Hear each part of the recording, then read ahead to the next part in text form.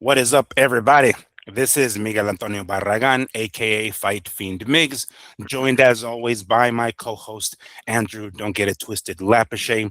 And this is the Mad Boxing Show, or Mad Boxing for short. Thank you so much for stopping by on this lovely Wednesday evening. And damn, what a scorcher it is. I do live in Las Vegas, and it is 109 over here. And holy hell, you don't want to step outside to even grab your mail. The sun stings around here. But we appreciate you guys stopping by and listening to us yap about the current workings of the sport of boxing and MMA on the occasion, because we happen to have one of those topics here today. So we appreciate you guys. We're going to try to get this show crack-a-lacking with the news of the day. Of course, we've all heard by now. It is officially official. Yet another extremely long fight announcement or Zuffa announcement. Looks like we're going to get Ryan Garcia versus Conor Benn. After all, we figured the fight was imminent, or the announcement was imminent, but a couple of cease and desist letters from DAZN and Oscar have delayed the official announcement, but we finally got it. Ryan Garcia versus Conor Benn for the WBC Welterweight Championship, September 12th. We're going to be talking about that and raising some questions about the broadcasting. It's kind of weird. We're not sure if we're reading it wrong, but you know what? We got questions. Yo, DAZN, Paramount, give us some damn answers because we're going to need them. So we're going to talk about that, of course, and we're going to go to town on that because there's a lot to talk about. And it looks like we're going to get Tszyu versus Errol Spence. After all, looks like Errol Spence was MIA earlier today, having some visa issues or clerical issues, is how they described it online, and wasn't able to get out of Los Angeles. But he has since landed in Australia and was welcomed by, I forget what those guys call the dancers and everything. And if you look at the look on his face, he doesn't look very amused. So I'm not sure if he's just not in the best of moods. I mean, I'm sure a however many hour flight, over 10 hours, I assume, to get there. And then being met by that, maybe he's just not in the best moods. But we're going to be talking about that fight in particular because it sounds as though the weight limit for that fight has been moved yet again. So that's going to be one of the ones we're going to be discussing. On the topic of 154 pounders, it seems as though we might get some sort of resolution with Oscar De La Hoya and Vergil Ortiz Jr., so much so that they're already planning a 3-fight deal. What the hell already? Not only did they come to some sort of agreement or solution already, at least it seems from what I'm reading online, but they already have a 3-fight deal lined up. Holy hell, we're going to be talking about that and what that could mean, because on that one of those fights on that 3-fight deal seems to be Ennis. We're going to be talking about that, of course. Just a brief update, as I mentioned, sometimes we talk about MMA on here. Conor McGregor, we talked about it on the Sunday show with the debacle farce that was of a main event back on last Saturday. A quick update on his health condition, because apparently he's going to need to go under the knife, and a very unique a statistic that we read online regarding the bets that were placed on Conor McGregor. We're going to be talking about that. We finally have an undercard for Anthony Joshua and Kristian Prenga that will be taking place on the 25th, ironically, the same day as Spence and Tszyu. I've been reading online. People are kind of panicking. We're like, yo, it's like 2 weeks away. There's not even a friggin' undercard yet. Well, miraculously, there's an undercard, and we have 2 additional title fights on the undercard. We've been talking about that. And then, of course, the kind of odd situation that Turki Al-Sheikh finds himself in regarding Anthony Joshua, his next fight in particular with Tyson Fury. This whole time situation, he seems to be getting a lot of resistance, and it does look like somebody might tell him no on this one, which is kind of weird because, who tells Turki Al-Sheikh no? That might be happening with the start time here with AJ and Fury, but we'll talk about that. And we have a fight coming up this Saturday. Diego Pacheco will be stepping back into the ring. Young cat, 168-pounder against Aleem. Immanuwel Aleem is his name. If that name sounds familiar, he gave Lester Martinez one hell of a fight in Martinez's last fight. So we're going to be briefly talking about that, maybe even taking a look at the odds. Why not? But that is going to be what we have on the docket today. But as we generally do before we actually start on the topics, a quick brief word from our channel sponsor, Health y Sol or Health Y Sol. Make sure to check them out. They are a tallow-based product company, soaps in particular. If you happen to find anything you might want to try, make sure to use the code MADBoxing10 at checkout and get 10% off of your purchase, or follow the affiliate link that's going to be in the description of this video, and you'll get the same 10% off of there. As always, lavender patchouli is my favorite, although I might actually branch out and check out some other scents. But in the meantime, that one is my favorite one. Once more, Health y Sol or Health Y Sol. Make sure to check them out. Do us all a favor. One last time, make sure to like, subscribe, share, and comment. We like to hear from you guys, so we always appreciate you guys' feedback. All right, so the news of the week, no more than a few days after the relatively big announcement that Shakur Stevenson has officially signed with Zuffa. Now we have yet another one. These two announcements, even though they're back to back, sure took a while. We've been hearing a lot of rumors that the fight was going to happen, was going to get announced. There was even inside sources that said that the fight was specifically Ryan and Conor was going to be announced at the UFC 329 weigh-in, the ceremonial weigh-in back on last Friday. And if you guys did watch it, well, who was on stage? Conor Benn was on stage, and Ryan Garcia was on stage, and Shakur Stevenson was on stage. But there was a reason why they were there, right? It was because they were most likely going to announce the official signing of that fight. But that didn't happen, and we finally get it today. I think it was today, today or yesterday, but within the last 24 to 48 hours, it seems like it is officially official.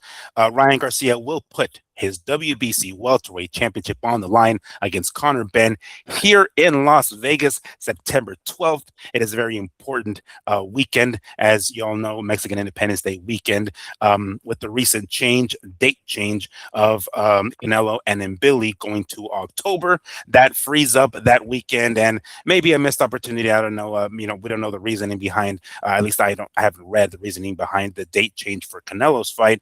But hey, that leaves the date open for Ryan Garcia, and this very strange, maybe not something that we've. I wouldn't say it's unprecedented because we have seen it before. Simulcasts, it appears it's going to be with Paramount and DAZN. So to get crack-a-lackin' on this particular topic, let me go ahead and bring in my homie co-host, Andrew. Andrew, first and foremost, before we dig into the depths, the details of this fight here, is this one of those announcements that were just like, finally, damn it, it took a long ass time. It's about time you guys announced it. Or when you heard it, you were like, oh shit, finally, we got it. Okay, cool. There was a pleasant surprise there. No pleasant surprise. No. Unfortunately, I'm 46 years old. I think we knew it was going to happen when Canelo moved his date, right? I think on that show we were like, I don't know if they're really going to. Ryan's fighting on the 12th. Don't know if it's going to be Conor, but Ryan's definitely fighting on the 12th. They were already so. And then when De La Hoya kind of came out and told us his big news about he wasn't even Ryan's promoter really for this fight, and I was like, oh, okay, so Turkey has Ryan, Turkey has Conor. Most likely this fight will be getting made here soon, and a week later they're finally announcing it. The problem with, I think, announcing it 3 months ago and having it drag on this long for the official announcement is that, it does take away from the build up. You don't see that many people going, oh, who's going to win? Because we did it a month ago, 2 months ago, and possibly even 3 months ago. We've already had all of these talks about who would win. So that was probably my feelings today. But no, it wasn't like I jumped out of my seat or anything like that. Like, we were just gifted the fight of the year. Yeah, it was one of those, like, it's about time kind of things. We heard Ryan himself announce it on Jimmy Fallon or whatever the hell show he was on. So at that point, we're like, oh, okay, I guess it's going. We even heard him say it back. Geez, I forgot when the hell it was, but he said it a while back. He was walking with some influencer, right? And then he said, yeah, I'm fighting. Although he did mention August or something like that. So maybe he was off, by a month or so, nothing major. But we knew even from back then.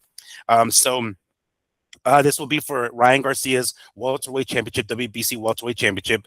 A couple of things that we want to dig into as far as the details. I had sent you a clip. I'm not sure if you were able to catch it, but a clip of Dana White announcing it, and he mentions Ryan Garcia's championship, but he kind of leaves out WBC. He just says like, welterweight champion, and then he says ranked number 5 on the Ring magazine. Right? He throws that one in there, of course, because Ring is owned by Turkey. But already with the mind games, not even. I mean, this fight is for the WBC championship. This is the reason why Conor Benn is fighting this dude, is because that's what Mauricio Sulaiman said. He's like, all right, he's the number 1 contender, yada yada. Let's go ahead and put him in there. But what's the point at this point of just still leaving out the WBC part? It's obviously something for the WBC belt. We all know this, right? But what could possibly Dana have accomplished by leaving that part out? Well, he likes to tell everyone that he's never lied. Those are his little loopholes around never lying, right? Like, I did mention it, sort of things. Look, does Sulaiman care? He's getting his cut of the fight, right? He's getting his title defense sanctioning fee. Yeah, sanctioning fee, exactly. Mm-hmm. So I don't know if he's really upset. I think soon Conor's going to realize he just has another deduction coming out of his check here. Now we'll see what it is for Ryan, but I'm talking more about Dana and Zuffa. Mm-hmm. Let's just hope Turkey's giving them enough money that it's taking up the useless airtime that Dana White is putting into the sport. We're going to see here shortly how much of an influence Dana White has on the MMA world, if this fight is truly that big or not. Because I will say his little soldiers were busy today.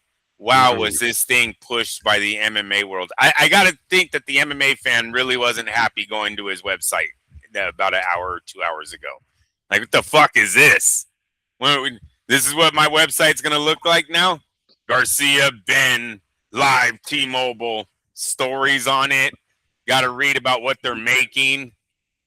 I just don't see it. I don't think it's going to go over well, but we'll see. But today, a lot of the things pushing this is on Dana White's side. So they got the memo. The word is out, and we'll see if we're going to actually create some bigger numbers because the UFC, Zuffa, TKO is all involved. All right. So this being a T-Mobile arena, I guess that would be the right place to do it, right? I mean, they're going to try to make it as big as they possibly can.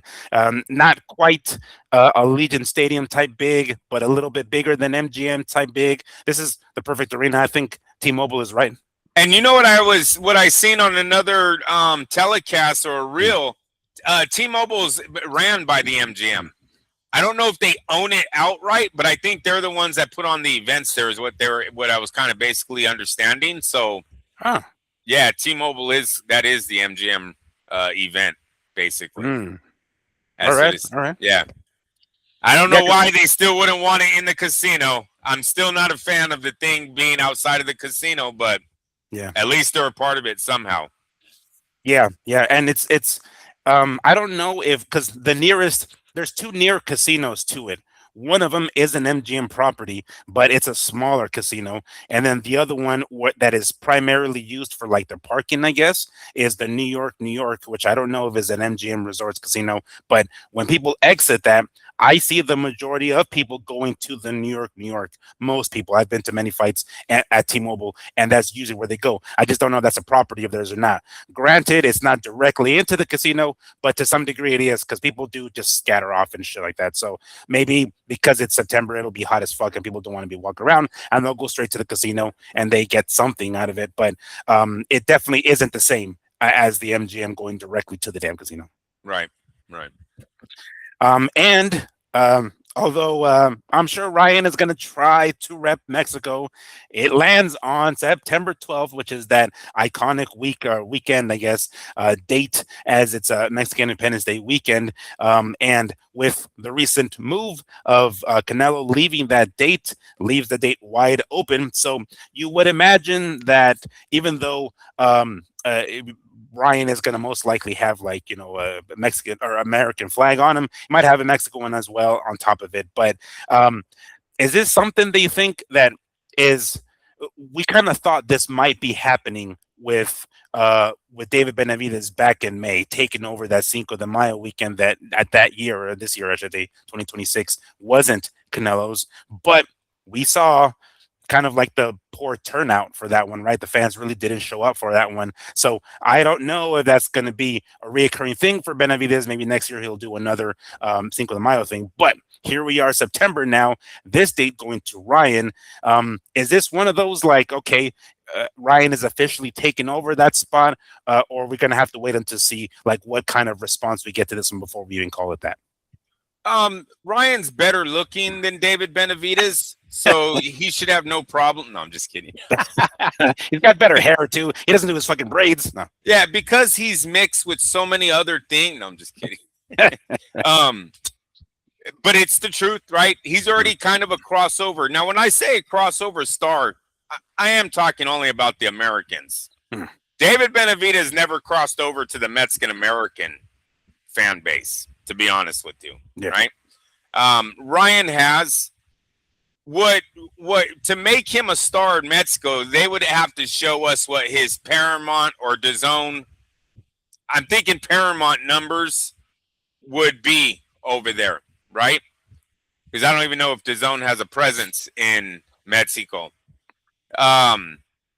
So if they accept him, then their numbers would be up. Everyone in America accepts him as a Mexican fighter. There's a lot of Mexican Americans that will support him. So I think he'll do fine going to the fight. I think he'll do fine in America. Will he do fine in Mexico? Will Mexico accept him as, yeah, he's the guy fighting Conor Benn for us today? Fuck no. I'll tell you right now. No, they're not. Those numbers aren't junk. He ruins it himself. One, the kid acts American as shit all over his social media feed. He has no ties or no, like, connection, right? I don't think there's people over there like, oh, yeah, you see how Ryan me and Ryan are like this, man. That guy knows everything about it. No. He acts like a fucking kid from Southern California. That's what he acts like. And they know it. They see it. And they don't buy into that shit. So no, I don't think he's gonna transport him to some star over there for Paramount and on the Mexican side. But in America, he will do fine. And so he's gonna basically fit right into his spot, basically, because we know Canelo is only gonna have maybe another few fights in him, right? And maybe that means a Cinco de Mayo date, and then that's it. Meaning this time next year, September, I mean, we won't have a Canelo fight, and we'll have another open slot. Chances are Ryan will take that one too, and he becomes the unofficial, I guess, the new Oscar, kinda. No. Unfortunately, I think you're going a little too far with this. Well, in regards to taking that, I don't know, man. We'll see what the numbers look like. If they bomb, does Turkey do this again? Remember, Turkey's buying this young man, right? So he's paying him over the price. He's bringing him in. He's giving all this exposure to who? The WBC. He's giving all this exposure to who? DAZN, Golden Boy, Eddie Hearn. They're all going to be there. All of them are going to be talking. So all of them are getting their little promotions going on, or how do you say it? They're advertising. He's not blocking any of that. So he's got to hope that this thing is successful, or why would he bring Ryan back? Unless Ryan signs with Zuffa, why would he bring Ryan back and do it again if the numbers aren't De La Hoya-like numbers, which, come on. We've only seen Ryan do that one time, and that was a few years ago. Right. To say now, no, but wait a minute. He's been on way more pay-per-views. He's had way more exposure.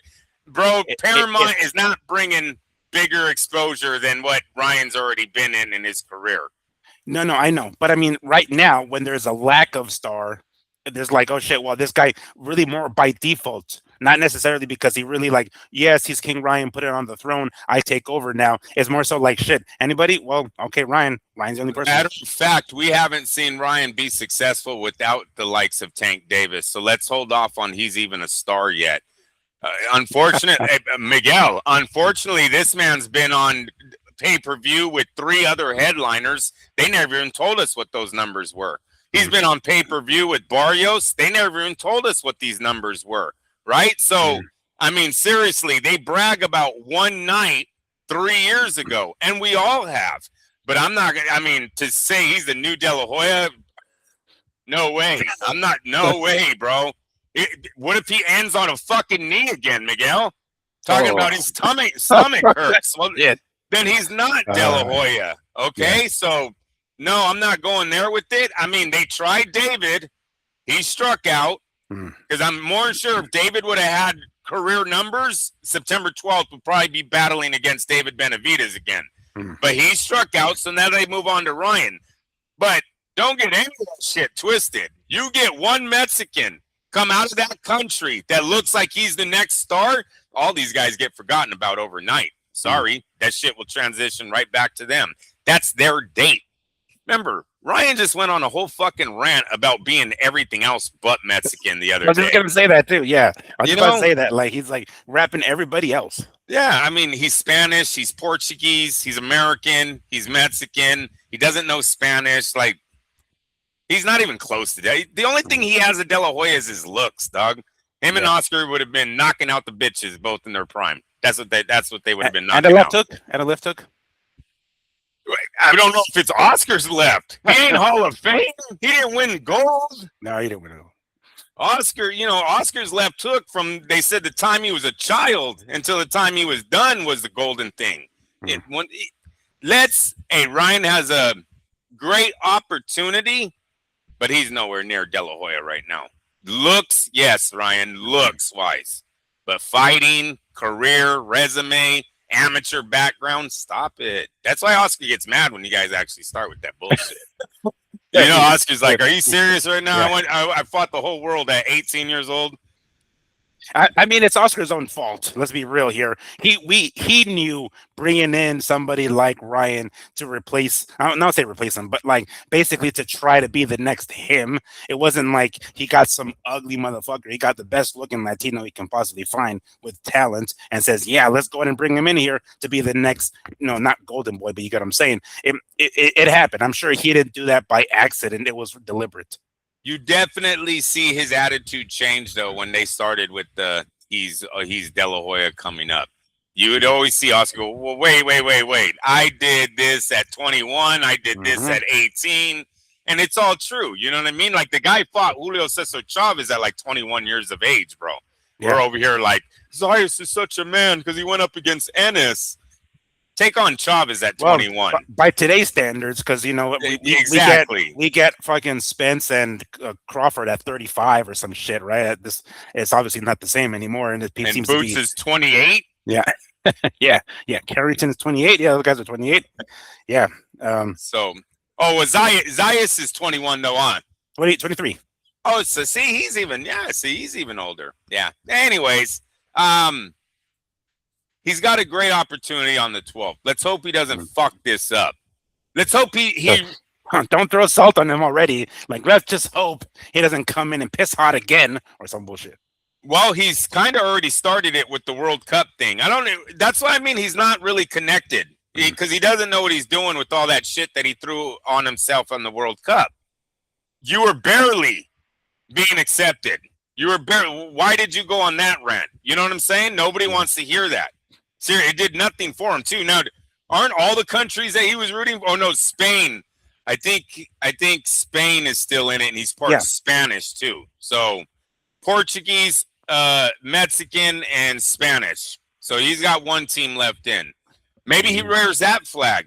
How are the Mexicans feeling that day? Maybe they win the World Cup. Should he represent them?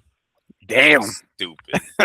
So you're not gonna have fans from Spain with like a big flag and him in the middle of it, like a picture of like Ryan on the flag, no? One of those kind of banners? Only in America. I swear to God, Miguel. Pick what nationality you want to be today, son. What the fuck? Like, I want to be the American dream. No. Be the Spanish dream. Okay. Yeah, Spanish blood is hot right now. Yeah. It's in. Wear yellow and red, kind of get. Be that, or whatever the fuck the colors are. I forgot. White and red. Shit, I'm over here throwing in Hulk Hogan colors in the motherfucker.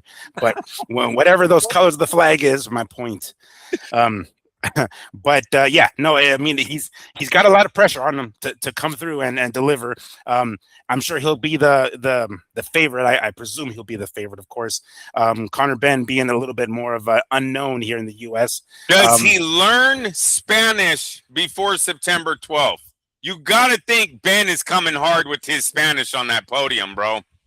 You know what? I have since you told me, I went and I found it. Listening to Benn Spanish, I'm like, yo, that's fucking good, yo. I mean, maybe he doesn't know a lot yet, but his pronunciation, being able to roll the tongue the way he's been able to, I'm like, wow. And that will be hard, dude. Like, it'll be fucked up if he comes in and totally.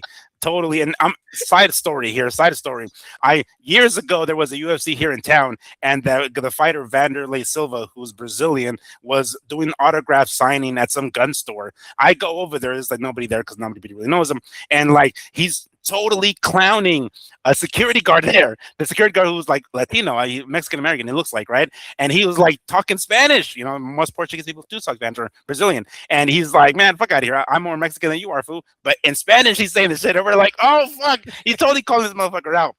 Conor Benn should totally do that, dude. Be like, oh, like go ahead, say XYZ and start like maybe Kobe used to do that, right? Kobe Bryant, he would talk smack to some of I forgot where, but talking smack in Spanish because he knew a few different languages as well. Yeah, dude, to start talking Spanish, talking shit specifically to Ryan, and Ryan can't respond. Oh, dude, that would be so bad. That'd be terrible. If Ryan was smart, I would get into some night school classes. Mm-hmm. I would get me a how do you call it? Tutor? Have him, whatever, travel with me. It's time to hit the books, dude. Don't go up there looking foolish. I think it's gonna look foolish anyway, but at least he can make the attempt to not look it. You know, at least try something. And watch the Danny Garcia videos. Let's avoid the Danny Garcia translation. All right. Yeah, and same thing for his pops while we're at it right now. Throw in Ryan's dad up in there, Henry, right? Throw in him in, like, hey, you learn some Spanish too. Throw in there because I've never heard him speak Spanish either, but I figured it would be worth it. It's gonna be kind of bad. They're not gonna be nice on the chat room if you sound like a total fucking white dude speaking Spanish, but you're carrying a flag and you're trying to say you're Mexican and blah blah blah. It's not gonna go good. We'll see how September 12th goes on that end. Yeah. So we got the city, we got the venue, we got the date. Now, this oddity of a broadcast. I have read a lot of stuff already, right? Trying to figure things out. I've seen what appears to be the poster. I don't even know if it's the official poster, but I've seen what appears to be the official poster. And a couple of unique things on here. This was, I presume, this is one of the things that held it back so much, right? This is kind of what we concluded, right? It's what is it going to air on? Is it going to be on DAZN? If you hear Oscar De La Hoya in a recent interview with Chris Mannix at a fight, he said, you know, I don't know. He was talking about this fight saying, I've heard rumblings, yada, yada. It has yet to land on my desk. This was back then, of course. And he adamantly said, one thing I know for sure is that it's going to be on DAZN. All right, cool. And then we get this that seems to show that it will also air on Paramount. So this is kind of the discussion that Andrew and I were having before we actually got on here, because we want to try to get our facts straight, but at the same time, it raises a question. From what I've read in these articles that I've read on Substack in particular, it sounds, this is what I'm reading, it sounds as though it won't be in the US on DAZN, but other places. Andrew, when you read it, you read something different. So go ahead and tell us how exactly you interpreted what this is saying. Okay, so globally on Paramount means global, right? Means everywhere. Mm. On the DAZN one, it says strictly for the UK and Ireland. So then Paramount's not global. Right? Well, that's what you're. I'm not sure about that. Question is, am I on the right path here? If they're saying they're global, but then in the next fucking breath goes, but you can't watch it in the UK or Ireland, they're not global then. Well, that doesn't. Yeah, that sounds That's like my it's not. first red flag. I'm like, I'm calling bullshit on that because it doesn't even that don't sound right, right? Hmm. Why doesn't it say the areas that Paramount works to the areas that DAZN works? To me, it's a double telecast with DAZN strictly getting the UK and Ireland all to themselves. But I believe it. What my question is, Miguel, to Eddie or Oscar today, is when I drop that fucking $500 and something for this premium package that you guys sold me on, are you telling me now that I'm not getting Ryan Garcia on that deal? Not that I have to pay extra, but would I have paid at all as a Ryan Garcia fan if I would have ever known that I wasn't getting Garcia's fight on this first year? Maybe I skip this year and buy it next year because you know what? Ryan's on Paramount. And until I see you guys give me a steady pay-per-view line, how do I know all of these fights don't go to Paramount? Turkey doesn't do this to me every single time. Or Netflix for that matter. Yeah. I might cancel or might never even have subscribed to DAZN. So I'm pretty pissed off right now if I'm a Ryan Garcia fan who bought into this bullshit thinking I'm going to get pay-per-views for free or however they're trying to throw this at me. And a few months later, 7 months later, I'm being told Ryan's not even fighting on DAZN. Oh, yeah, that guy's not even in your package. That is what I thought. This is exactly what this said. This is the way I'm reading it, right? It says DAZN will air the fight in the UK and Ireland. So just right off the bat, it doesn't say strictly though. Not on this one. Not that I'm doing right now. All right. But when I read that, I'm thinking, okay, well then that means that DAZN will be there only. It doesn't say strictly, but that's what I'm trying to connect the dots when I read this.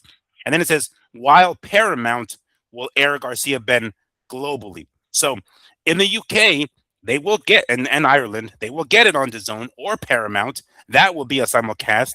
But everywhere else, it's DAZN or Paramount.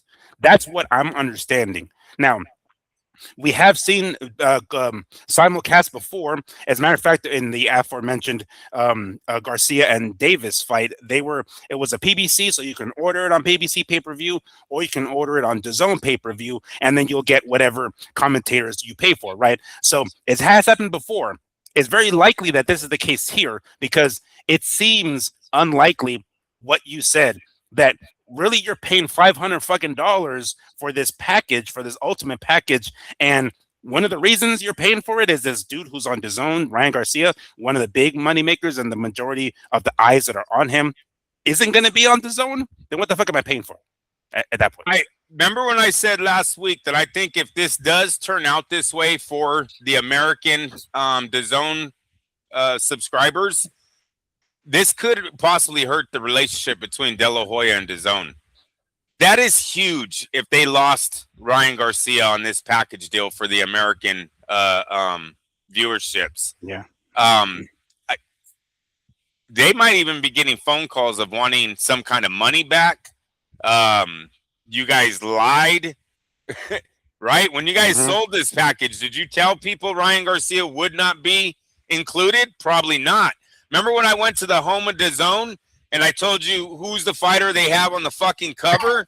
Yeah, it's Ryan fucking Garcia, Miguel. And now you're telling me he's not even included. This fight's not included. This seems like the perfect fight to include this year on your $500 subscription fee.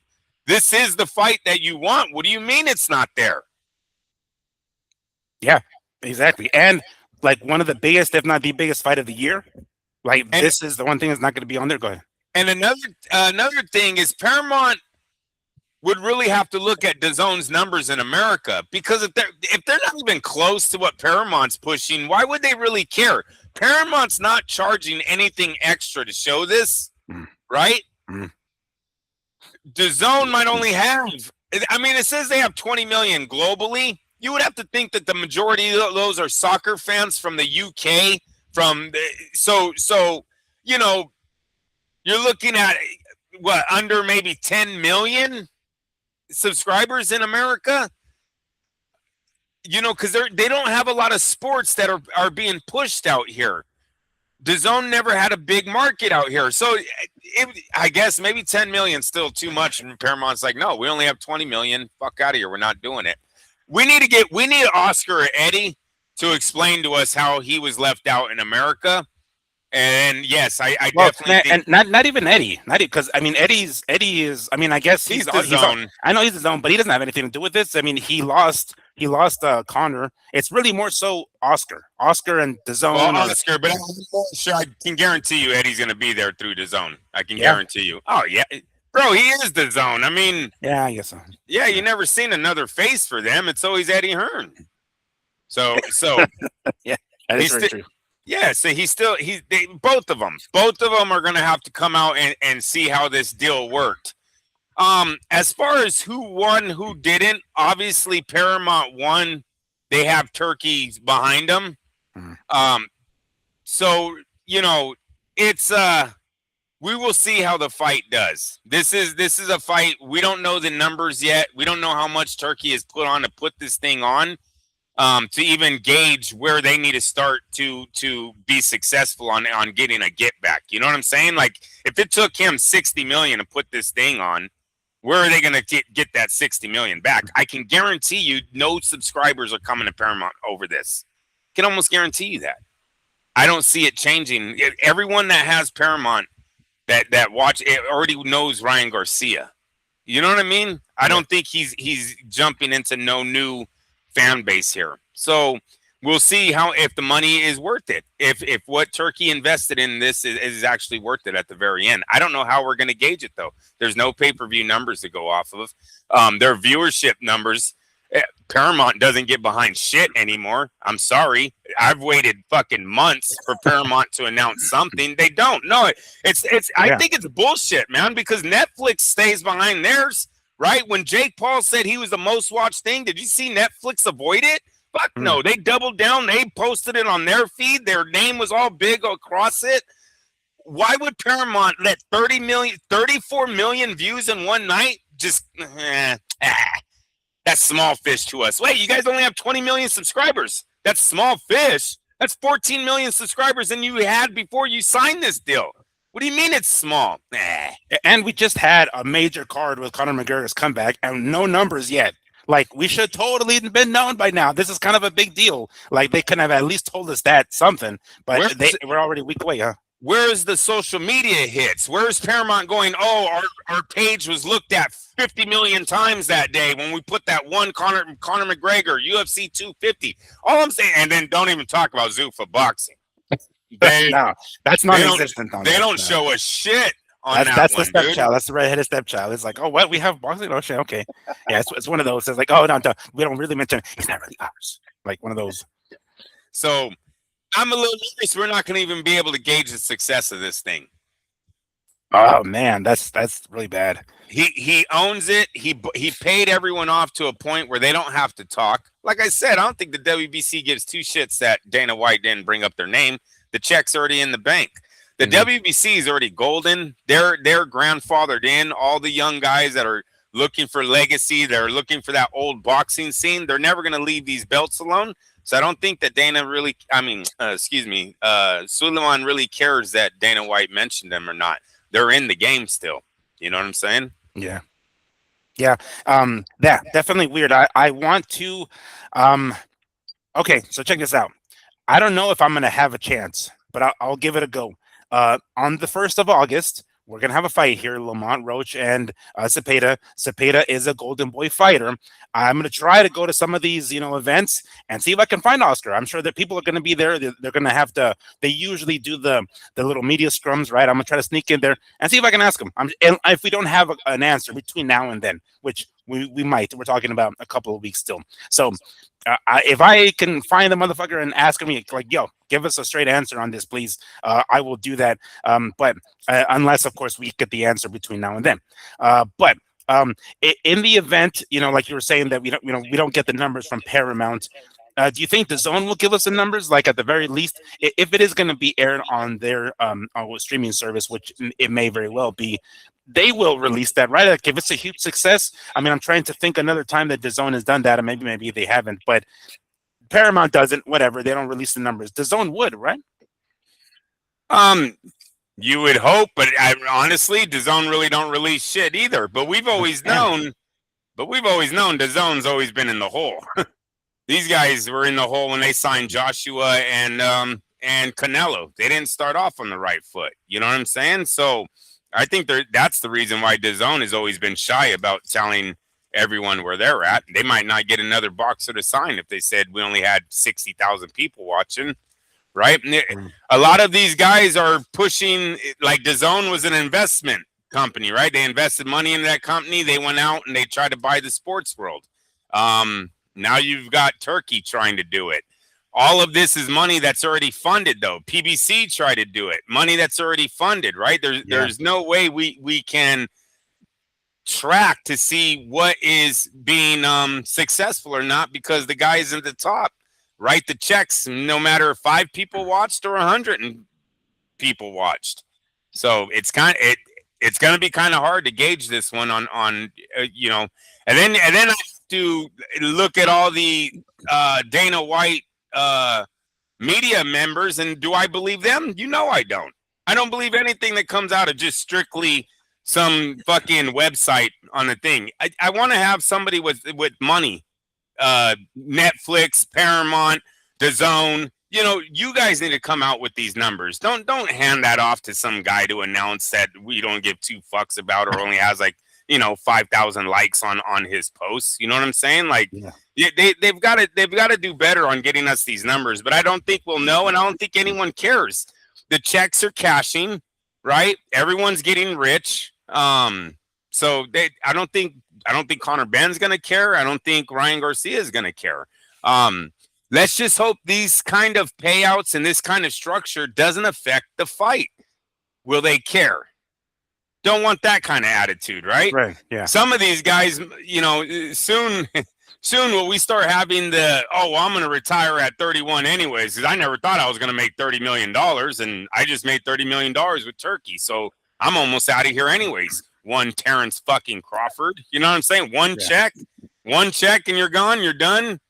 I mean, come on. We'll see how many of these turn out this way. You know what I'm saying? But unfortunately, the drive that some of these guys have just isn't there right now because they're so overpaid. I mean, look at Eddie's example of Conor Benn from $8 million to $16 million. It's a huge, then getting paid that again. Yeah, this guy is ready to walk. He's made more money than his father did, and everyone says he's nowhere near the man his father was. I was just going to ask you about his popularity. I know that he's not a Ricky Hatton, right? I know he's not a Calzaghe or anybody else for that matter, but they would show up to support him, right? I mean, they always want the English people to whip Americans' asses. So do you think we'll get that kind of support, or at least anything close to it, for Conor that day, like with people flying in from the UK and England coming to support him? Well, I mean, they had 25 planes coming over in 24 hours. I don't think it's doing that. Oh, right? for Hatton. For Hatton. So I mean, what fight are we really gauging on? Hatton is that mark, you know, because even Lennox Lewis didn't produce huge numbers over here, and he fought some pretty big names. It's very expensive, you know.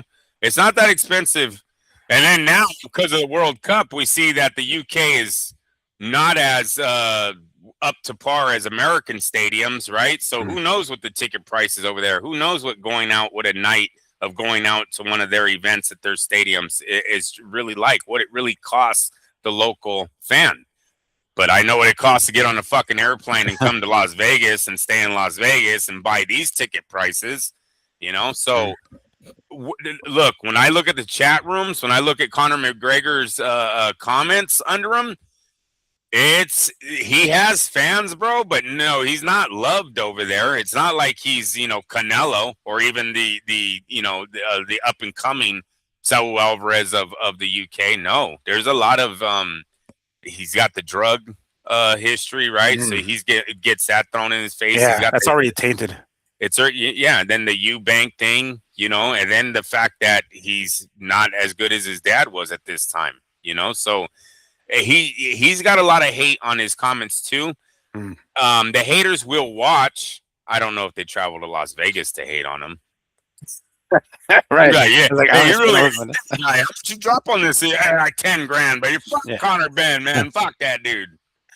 Have you seen that there is this dude? I don't know where he lives, but he hates Canelo, this Mexican guy, and always holding a sign saying how he dug Benavidez.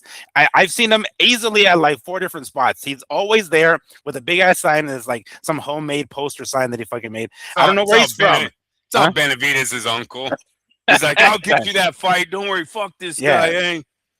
It's like, watch. He'll see my poster. He'll fucking sign.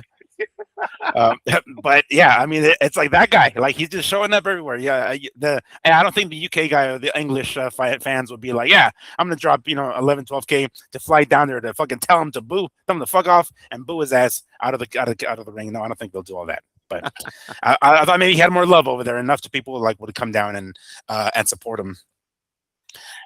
So T-Mobile Arena, you think it'll sell out? Do you think it'll be like that big of a? Because I'm trying to remember. I don't think Garcia and Barrios did. I know they're trying to make this a big deal. They're trying to make it, the fight of the summer, the fight of the year, yada yada, right?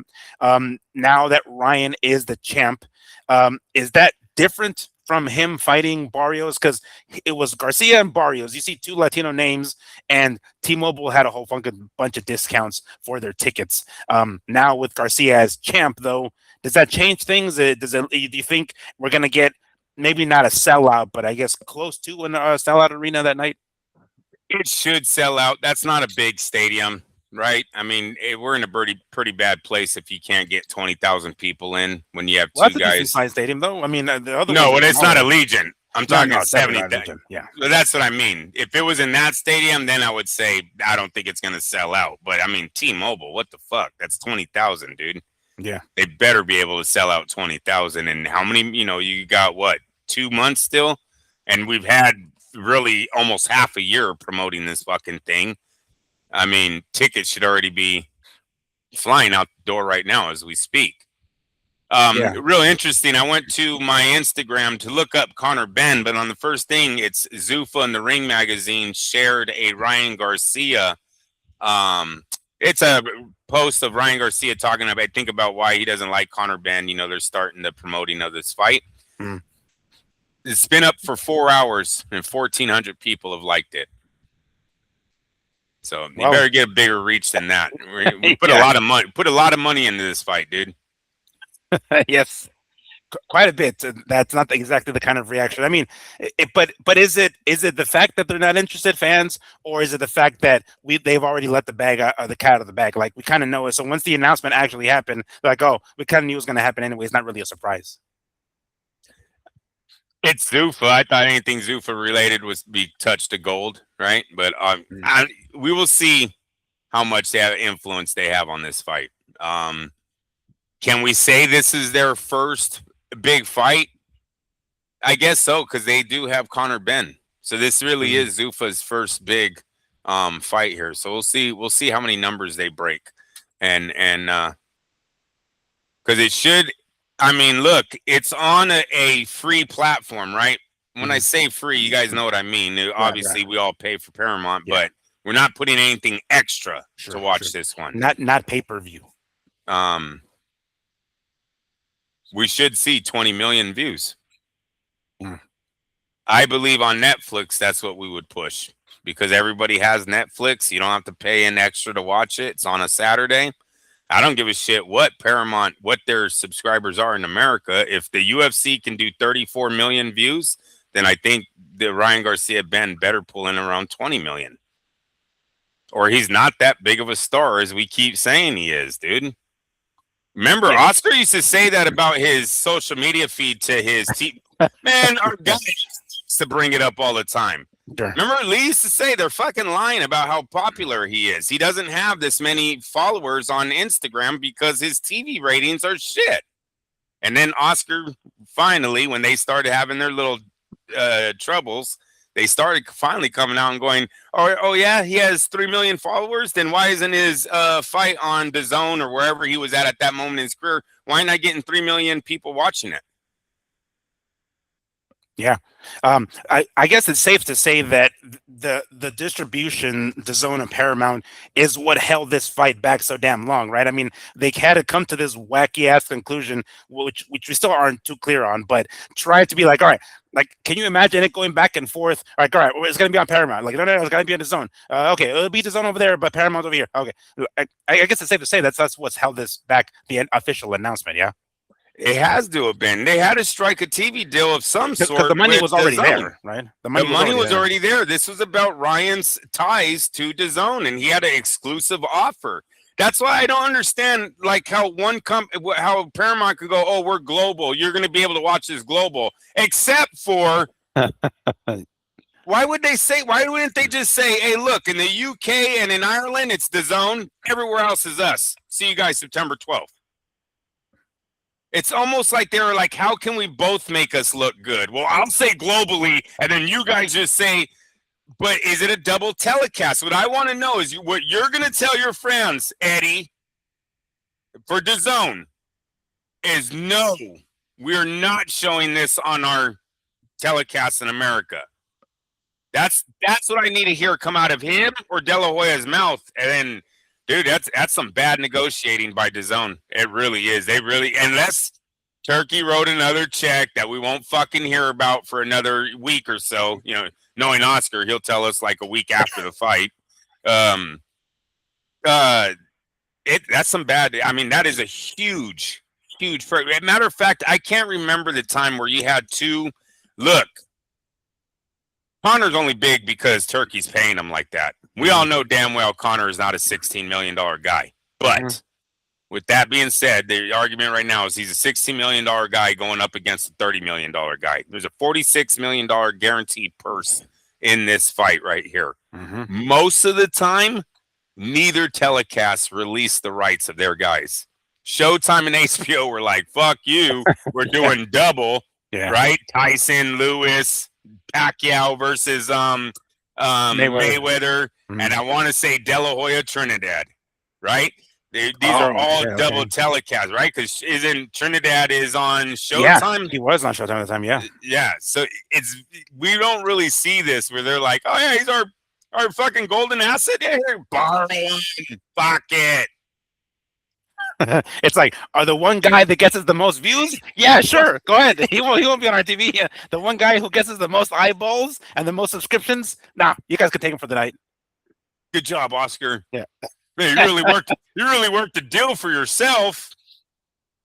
Next time, maybe have us in your thoughts. Exactly. What the hell is going on? I'm cussing too much already, but what the heck is going on, man? What in the world? On that note, Oscar, in the video that he announces it, he makes it a point to not include Zuffa. He says, "We did it, guys. Sella and Golden Boy Promotions." he didn't even fucking throw that in there.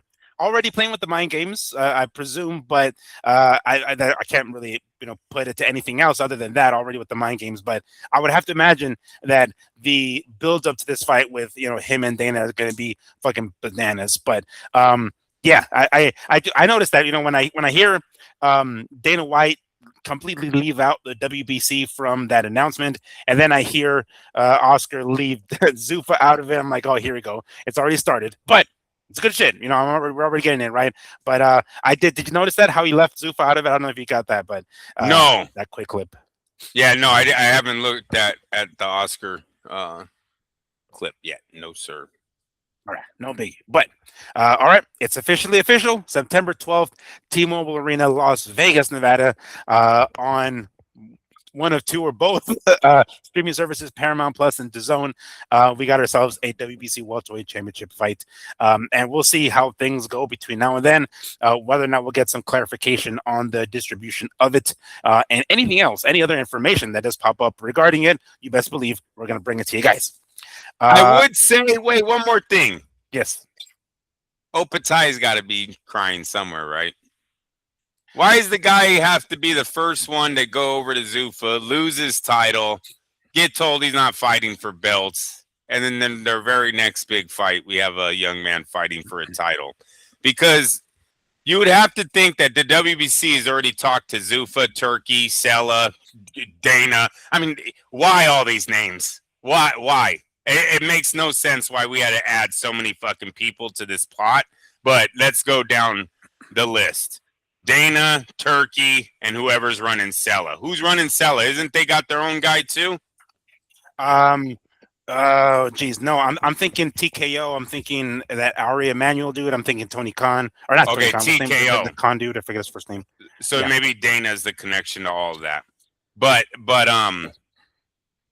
where was I going to go with that? Why do we have to put so many names into the pot? Yeah, we will see. Oh, we will see. You're talking about Opataya, like.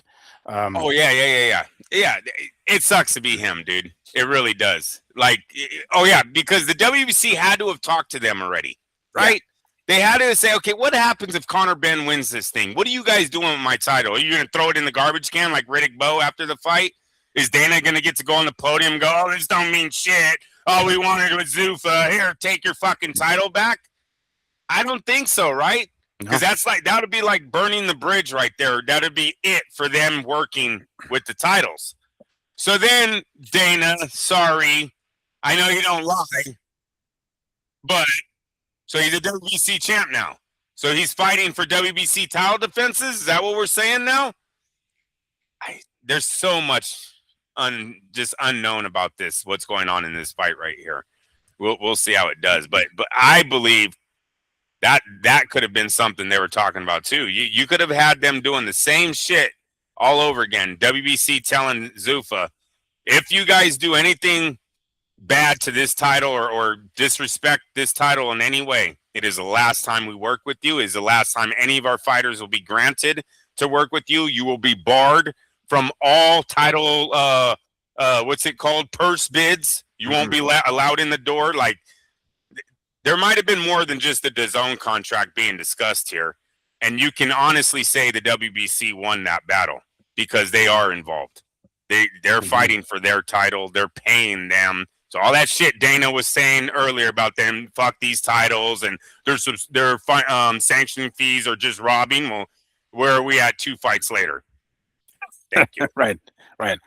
Suleiman's like this, the Godfather in Mexico. Thank you. Thank you. They're all kissing his rings. Yeah. Like, can we get one of those other fake belts that you just fucking make up for no reason? Like, oh, I'm sure there's gonna be one of those added to it. I'm sure I'm jumping ahead, but you best believe, come September 12th, there's gonna be an additional WBC commemorative belt. There won't some shit. You know, I don't think there. No, Suleiman, he doesn't play that bullshit. He knows Ryan's American. Fuck no. What is he gonna be? An American Mexican September 12th? No. American and UK or something. You know, for what's his name? England is one of those. Okay, one of those. For Mexican independence. So no. Suleiman's like, who the fuck's Mexican here? I ain't giving you guys that shit. Right. It's like, am I winning this? Because I'm the only guy born in Mexico. Shit. Everybody else isn't. No, that definitely. Yeah. In England versus Benn, American Garcia. Yeah. That one. They're going to have some fucking, I hope they don't give it some dorky ass name that has to do with like the war and us gaining independence or some shit like that. Like, none of that, please. None of that. Throwing the Boston Tea Party. Yeah, one of those exactly. It's like, oh, it says WBC. The what is it? The English are coming, or what the fuck is it that Paul Revere said, right? I forgot what that it's gonna be like that or something all over. Like, oh gosh, I can imagine Conor Benn. Like, are you fucking serious? Anything else you want to add to that topic before we move on to the next one? No, sir. All right. So in a couple of weeks, we are going to get Tszyu back in the ring for some action against one Errol Spence Jr. Or Errol Spence, as I like to call him. Now, it seems as though there's some crazy shit going on with this here. A couple of things. Number one, the weight change. It changed yet again.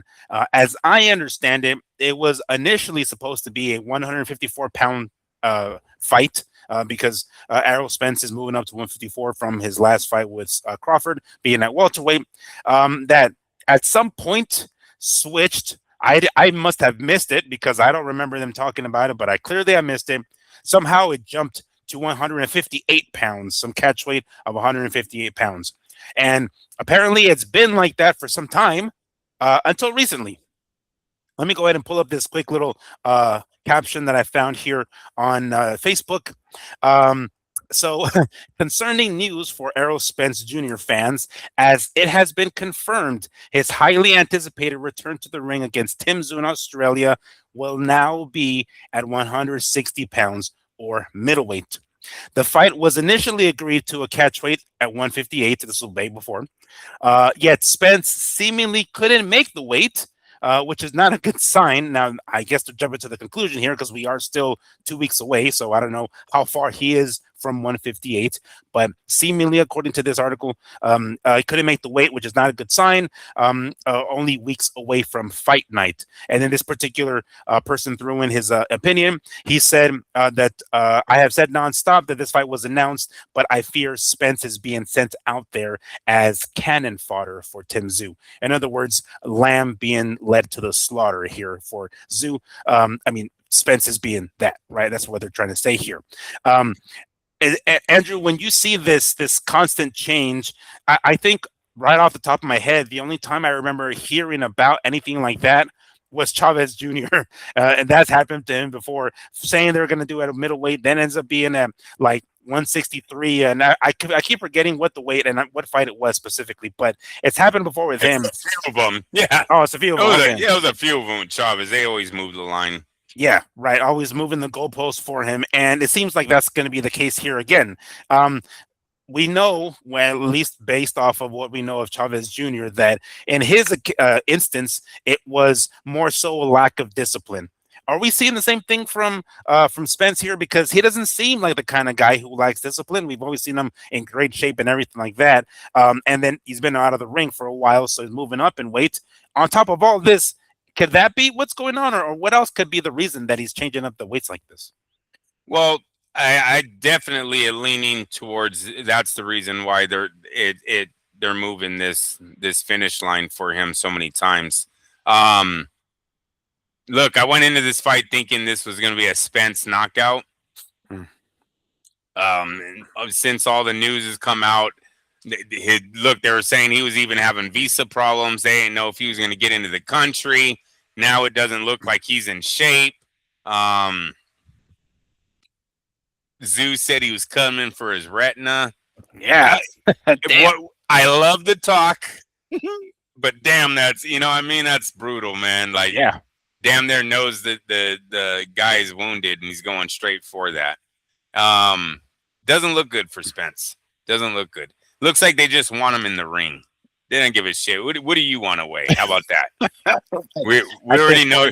Yeah, we already know you're blind, bro. We already know you got one eye. So right. Whatever makes you feel comfortable, you get your butt down here. We'll handle this. Kind of that seems to be the attitude of Team Tszyu right now. It's not a good look for Spence. It's not a good look. Looks like it might be a money grab here for him. Maybe he had like dreams of coming back and making one more run. And then like always, dude, once the training kicks in and you're halfway there and you feel your body's already breaking down, fucking can't block the shots of the fucking sparring partners that you're paying, right? And they're half-assing it because they know you're blind. All that doubt and everything goes into your head, starts creeping into your head, where maybe he's just, once again, he's going to get paid and check out, and in 2 years, maybe try it again. And there'll be some dumbass, me, going, I think he wins this fight. It's like, look, he took a lot of time off. He looks great. He's rested. It looks like all of his injuries have healed. In regards to that, that's kind of the second part of the story here. According to this here, this is an Aussie Australian boxing Instagram, or not Instagram, Twitter or X. Spence has reportedly run into a clerical problem with his passport that may delay his arrival. Spence has requested the limit to be moved from 158, the weight limit, to 160, and add in another one here, a fight on that same card. Charlo is yet to have his visa approved, so we might not get fucking Charlo on there too, huh? What I'm a little nervous on that is their driving records. Oh, all the DUIs or what? DUIs, yeah. And I think Charlo, I don't know if it was him or his brother, but they that got stopped. Yeah, they had guns out on them. I don't know what, look, other countries sometimes are very strict, and a DUI is pretty it's a big offense now. That's nothing little anymore. You know what I mean? And Spence has had what, 2 or 3 major accidents? I know of at least 2. But he might have totaled 3 cars in his life already. But I know he's totaled 2, and one of them we know was very bad. So I was thinking they were having trouble because of the law side of getting their visas granted or whatever. I was wondering if that had anything to do with it. So we will see. It did confirm that Spence did make it over there, though. Yes. Is he there right now? All right. As long as he's there right now, he should have gotten in then. Yeah, he got his fixed. I was looking at it right now. There's like a Instagram post of him arriving. It says Errol Spence has landed, and this is from the No Limit. The guys who kind of promote fights over there. And there's this whole ceremony. I don't know what it's called, but basically it seems like some sort of native ceremony. And initially, like if you look at his face, he looks, and even him and Ronnie Shields, you can see them. They look unamused by this ceremony that they're trying to welcome in. But at first, I was like, "Oh shit, are they trying to like mock him or something? Are they trying to distract him?" And then afterwards, he takes a picture with everybody. So I guess it was a nice, kind gesture. I guess not necessarily from Tszyu people necessarily, but the No Limit people sending this welcome. But it does look like, from what I can tell here, Errol Spence has landed. They end up fixing whatever visa or passport clerical issues that they were having. As of right now, though, no word on this. Charlo. No word on Charlo, whether or not he's there or not. That part I have yet to find out. But yeah, this doesn't look good. And I know, Andrew, that you had early on at least predicted that he was gonna. And look, maybe it might still happen. At the end of the day, what you were saying about Tszyu isn't wrong. His head will still be there. So maybe if Spence goes in there, balls to the wall, and says, I can't see for shit, I'm just going to throw 1-2 down the center and see if I catch him, he might still catch him. I mean, it's not like he doesn't have the pop, right? So, yeah, granted, his vision might not be the best, but with somebody who doesn't move as much, doesn't move his head as much like Tszyu, it might not be a difficult target to find, even with one eye. And that's true. And that is the game plan here, I think, for both of them, really. This might be a fight with who lands first is going to be the winner. So look for them both to start fast to try to get the other guy out of there. I will be rooting for Spence. You know what I mean? My whole thing right now is where's the fire for Spence? Was his fire to try to make another run at a world title, or is his motivation trying to get paid? And Al Heyman opened his little black book and was like, all I got is Tszyu for you. He's like, really? You got TKO out there. You've got Golden Boy Matchroom. All these guys. No one's calling for me? Nah, dude, we got this guy, Tszyu. He says you can maybe do a fight with him in Australia. Because Spence's name was getting floating around in a lot of different areas. You know what I mean? And for it to land Fundora first. Remember, he went into the ring. If you remember, I forgot who Fundora beat at that moment, but Fundora beat somebody, and then fucking Spence gets in the ring, and it looks like we might get a Fundora and Spence fight next, and then that falls through. Yeah, and then obviously the Ortiz and Spence. You think Spence would have went immediately to that one if the option was there. So I'm wondering now if this was the only option to get him one more check. So he's kind of out there knowing what his role is and has not come out with the victory. Yeah, and good old fixed fight, Miguel. Right. We might have. Oh gosh, can you imagine? We know his eye is fucked up. He comes into this fight, takes a jab, and he's like, and then he fucking crumbles, right? And it's like, what the hell? 40 some odd seconds into this fight, and it's like, oh, my retina, he was coming from my retina, he got it. So fuck it. Yeah, I guess he got it, that just happens. And now all this fucking money is lost on his ass or something. But I would hope that we don't get one of those kind of, figuratively speaking, black eyes. Another one. We don't need one of those, but we'll see how that goes down. I did notice something when I pulled up the fight to take a look at like the start times. It does say that it's going to be in the evening here in the U.S., like 9 p.m. Eastern, 6 p.m. Pacific on the 25th. But aren't Australians aren't they a day ahead of us? Like, is it Sunday over there? Is that when they're doing it over there? Because for it to be like prime time over here, or Amazon pay-per-view or whatever, it would have to have been a different time over there. This is Amazon pay-per-view. They're going to do this one. Amazon Prime, PBC, yeah. Well, I mean, obviously they're trying to maximize the viewership then, so they wanted to put it on the telecast for us at 6 p.m., 9 p.m. Eastern. So, I mean, that was their goal there, was to get maximum viewership on ours, but damn, who's going to pay to watch this? It's insane how much Paramount tried to push Amazon Prime tried to push this pay-per-view shit with PBC. Isn't Amazon the same kind of deal as Paramount and Netflix? Don't people just have it? You pay one monthly. Yeah. Amazon Prime Video or whatever. Yeah, they have. Yeah, it's so weird. It's like $12.99 or something like that. I forget the specific amount, but they have a monthly subscription too. It's almost like they never wanted to get into boxing, and it's because L paid them that they're like, yeah, whatever. Can you get him out of here? Yeah. We'll give you a fucking a time slot. Leave us alone. But they really never wanted, because why wouldn't you at least try to go you see what Netflix and Paramount have done, right? Why wouldn't we at least try? What if you get 15 million? What if you get 7 million? Right? Does any of your TV shows get 7 million people in one night? Probably not. I've never heard of anyone say, oh, that TV show on Amazon Prime is awesome, like they do with Netflix and Paramount. You know what I'm saying? Yeah.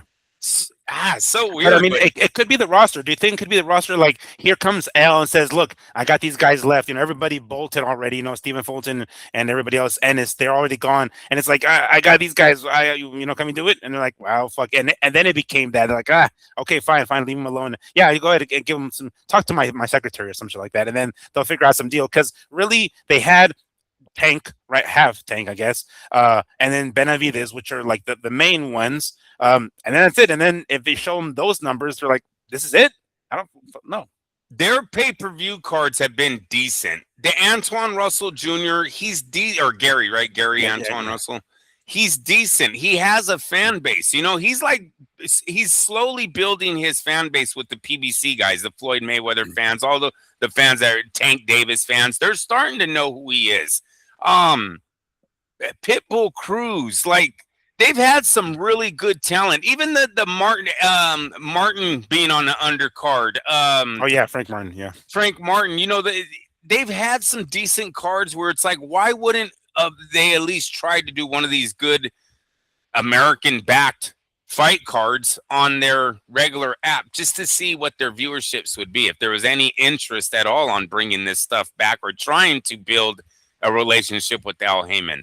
I don't expect anyone to buy this fight. This is going to be a real hard sell, even to a Spence fan. Like, what do they charge? Are they really charging $60, $70 for this shit? Oh, let's find out. I'm not sure actually, but let's see here. Unfortunately, he's going to have childhood friends that might not purchase this fight. They don't want to see him get beat up. $74.99. Yeah, that's insane. It's going to be the lowest. It's going to be the lowest numbers PBC pushes out. This will be the reason why Amazon Prime tells them it didn't work out. They're going to be like 2,000 people. It says 2,000 people. I was going to be like, oh, look, here's Tim Tszyu. Like, Tim Tszyu, didn't we already try him like 5 fucking times? And he has yet to deliver. It's weird. Hella weird how that all got played out. Maybe Al was just, maybe he was just, he got into that contract and really didn't want it after he signed it or some shit. And was like, you know what? Here's a whole bunch of Tim Tszyu. How about that? Yeah. Like, here's a whole bunch of Tim Tszyu. Here's a whole bunch of Keith Thurman. The Charlos are supposed to be back at some point. Yeah, are we done yet? Are we fucking done? Do you guys hate me? Like, did the ink already dry? Okay, fine, I'm out of here. But as the fight approaches, is not this weekend, but the weekend that follows, we'll be talking about the odds and seeing, what and when we'll see if Charlo made it. I'm sure he better have fucking made it at this point, but we'll see how that goes. What a train wreck of a career for some of these PBC guys at the end. Look, I hope it was worth the money. You said it from the fucking beginning. These guys don't give two shits about the legacy. It's all about the lifestyle. I hope it was worth it. I hope he's not in here, Spence, I'm saying, because all that money that went out the fucking window, and granted, he was a unified welterweight champ, so that means something. And then when the time came, he ends up getting his ass handed to him by Crawford. But point is, he accomplished something. So there's that at least for Spence, but it is not a Hall of Fame career by any stretch. No. Maybe if it would have beaten, Crawford, that would have been something else, right? But realistically, no, that's not the case. And if he's in here just for the money, then damn, where the hell did all that money go? Because that's why you came to Al, right? Because he promised you were going to be the next Floyd, and it was more about the lifestyle than the actual legacy. All right, cool. I hope. And back when you said it, we were still on Fight Net Radio. Back then, I remember saying it. I hope it's worth it. I hope it's worth it. And you guys have that fucking money. Same with Danny Garcia. I hope you guys still have all that money. When we see shit like this, kind of get the impression that they spent it all. Right. And the Charlos too. All right. Anything else you want to add to that before we move on to the next one? No, sir. All right. So we're going to circle back to Oscar. It seems as though we might have some sort of solution or resolution with this issue, with court battle between Oscar De La Hoya and Golden Boy Promotions and Vergil Ortiz Jr. If you guys remember, they've been in court battling for a hot minute, and everybody and their mama is saying that he's going to end up being Vergil Ortiz. I'm saying the next Mikey Garcia, basically in litigation or mitigation. And in a serious court battle long term with his promoter Oscar De La Hoya, and who the hell knows when we're going to see him back in the ring. Well, according to recent reports, or at least most recently here on Box Live app Instagram account, it looks like Ortiz Jr. and Golden Boy near settlement. They're closer to a settlement and a 3-fight deal, which includes Jaron Ennis. All right, cool. According to this, major news in the boxing world, Vergil Ortiz Jr. and Golden Boy Promotions are nearing a settlement to end their legal battle. This agreement could see Ortiz Jr. stay with Golden Boy, could most likely, for 3 more fights.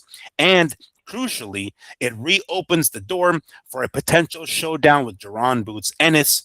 This is a significant step towards getting one of the most anticipated fights at 154 pounds back on track. Okay, so I believe last show or the show before then, I read a quote from Rick Meridian, Vergil Ortiz's manager, saying that pending a couple of decisions by DAZN, we might get this sorted out within, 48 to 72 hours, something relatively quick, right? It hasn't been that. It was a little bit longer. But then when I read this, I'm like, oh, shit, maybe he was telling the truth, and maybe we will get this sorted out a lot quicker than before.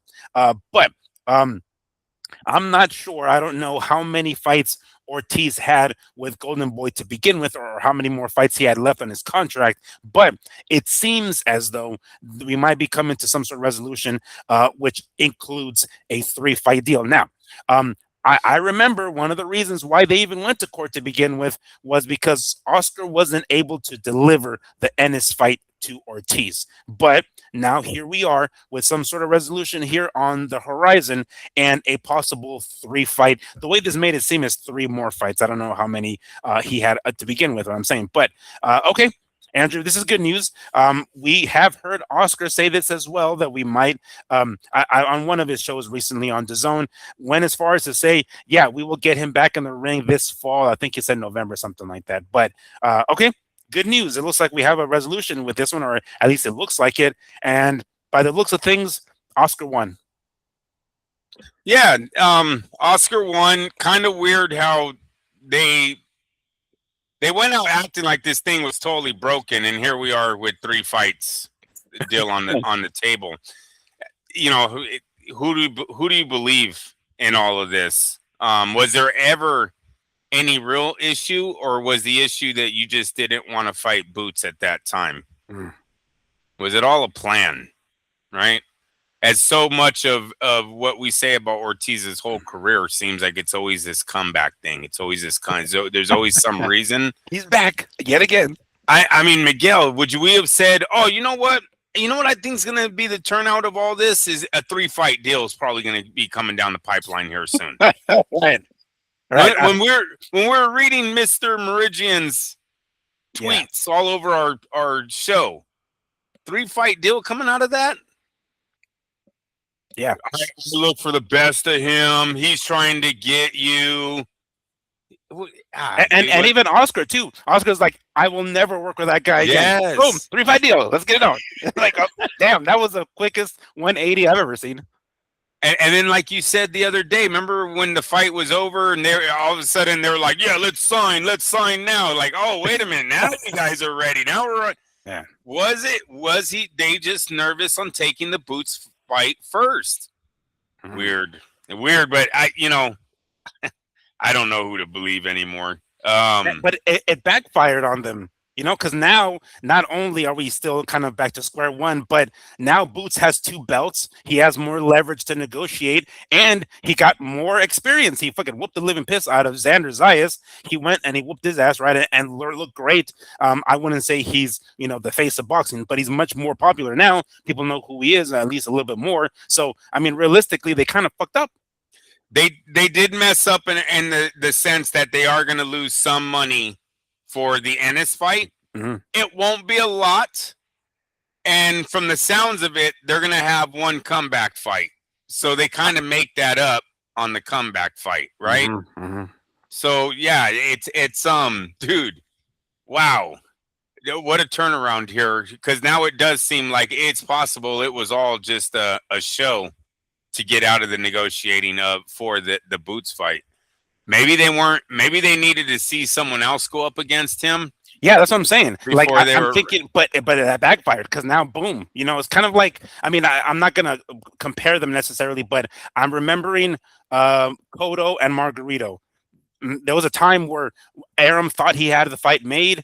Margarito goes off and fucking loses his belt to Paul Williams. In the meantime, Cotto goes and to fucking a masterclass against what's his name, Mosley. It's like, oh shit, well, this is kind of weird. Now, granted, the result of the fight is not what I was getting at, but you get my point. It's like, oh shit, now we just let this motherfucker get better while I was out here just sitting and gathering dust. He got sort of better, but sort of exposed at the same time. Right, his defense not as great as I think his hand positioning says. But he was just chilling. He was just chilling, right? I mean, that's all it was. He got hurt a few times. Like there was stuff to get Ortiz's confidence up, right? Where maybe he was like, "Yeah, I can fight this guy." Maybe he needed to see Boots wiggle a little. Isn't that what they said about Oscar on both? Isn't it or is it the Vargas fight? He didn't take the Vargas fight until Vargas got exposed by Trinidad. Oh, shit, that's what a lot of Mexicans. Yeah, that's what a lot of the Vargas, fans back in the day were like. That was the only reason why he took it, because he seen Vargas got beat up by Trinidad. And then I was gonna say the Tito one too, but Tito's undefeated at that time. Who else was it? There's one other guy that has a rough fight, and then Oscar takes him on after. But I'll probably remember at the end of the show.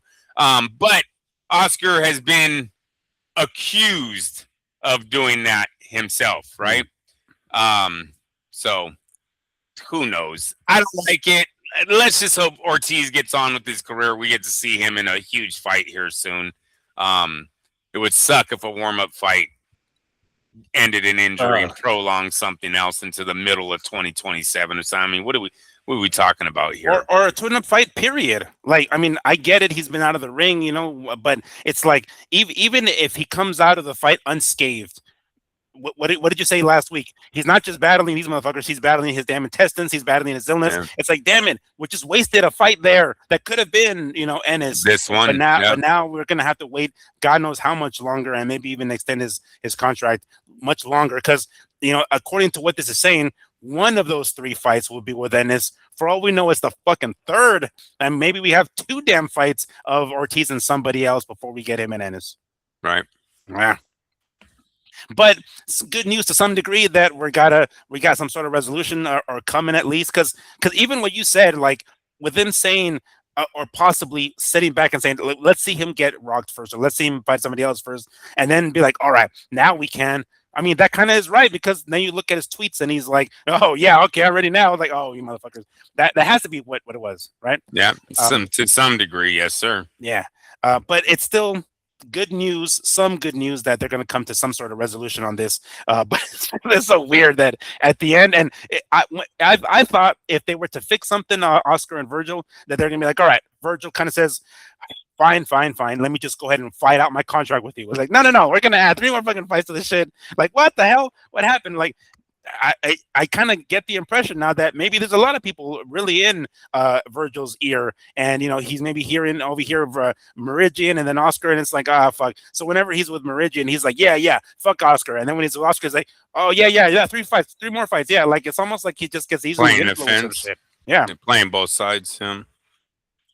Mighty weird, but we might get to see Vergil back in the ring by this year, at least according to Oscar. So good news there, and hopefully healthy, for crying out loud. Anything else you want to add to that before we move on to the next one? It's only good news if it's a durable opponent, right? Seriously, if this is another comeback, man, we shouldn't watch it. I'm telling you, you got to stop giving them money, or they're going to keep doing this to us. At some point, you got to put your foot down and go, look, I'll skip this one. Why don't you guys tell us when you're fighting Ennis? Yeah. Exactly. Like, wake us up. Let us know when the real fights, because gosh, I don't know if we're gonna be able to stomach 2 more of just nobody's really for him to come out and finally fight Ennis at the end. And all the social media talk. Oh yeah, that too. Yeah.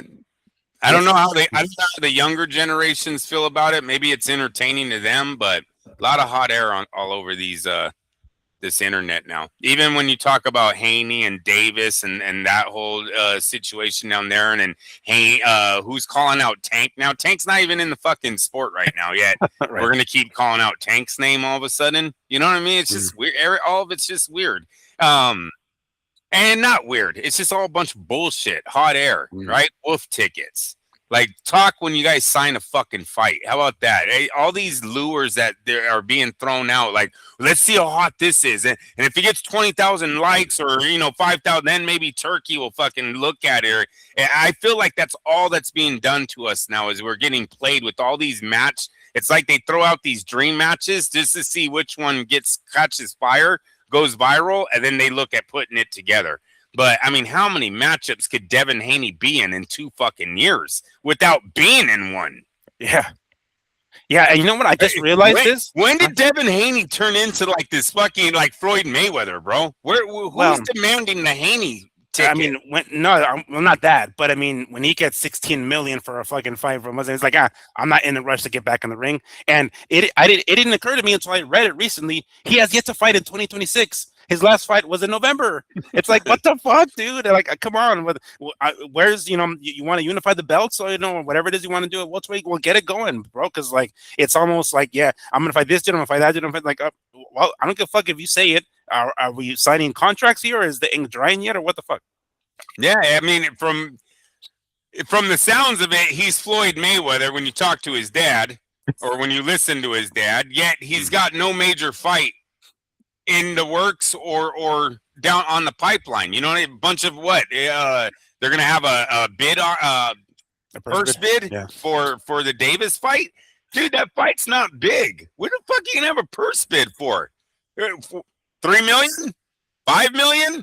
You really think someone's gonna come in with, hey Devin, you make 16 million, he makes about 5. Yeah, I'm gonna bid this thing around 20-something million dollars. Get out of here. The point of a bid is to pay as little as possible, guys. That's what an auction is. If they're gonna go in here and bid there, it's gonna be because they're gonna offer as minimal as possible.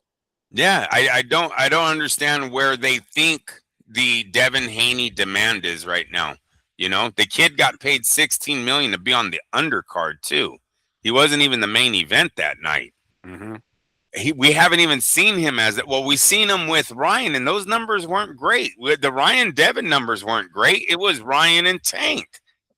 That's why we haven't seen Ryan versus Devin too, because the money's not there for both of them. Yeah, we'll see. A bunch of hot air. I wish this shit would stop on the social media side of it.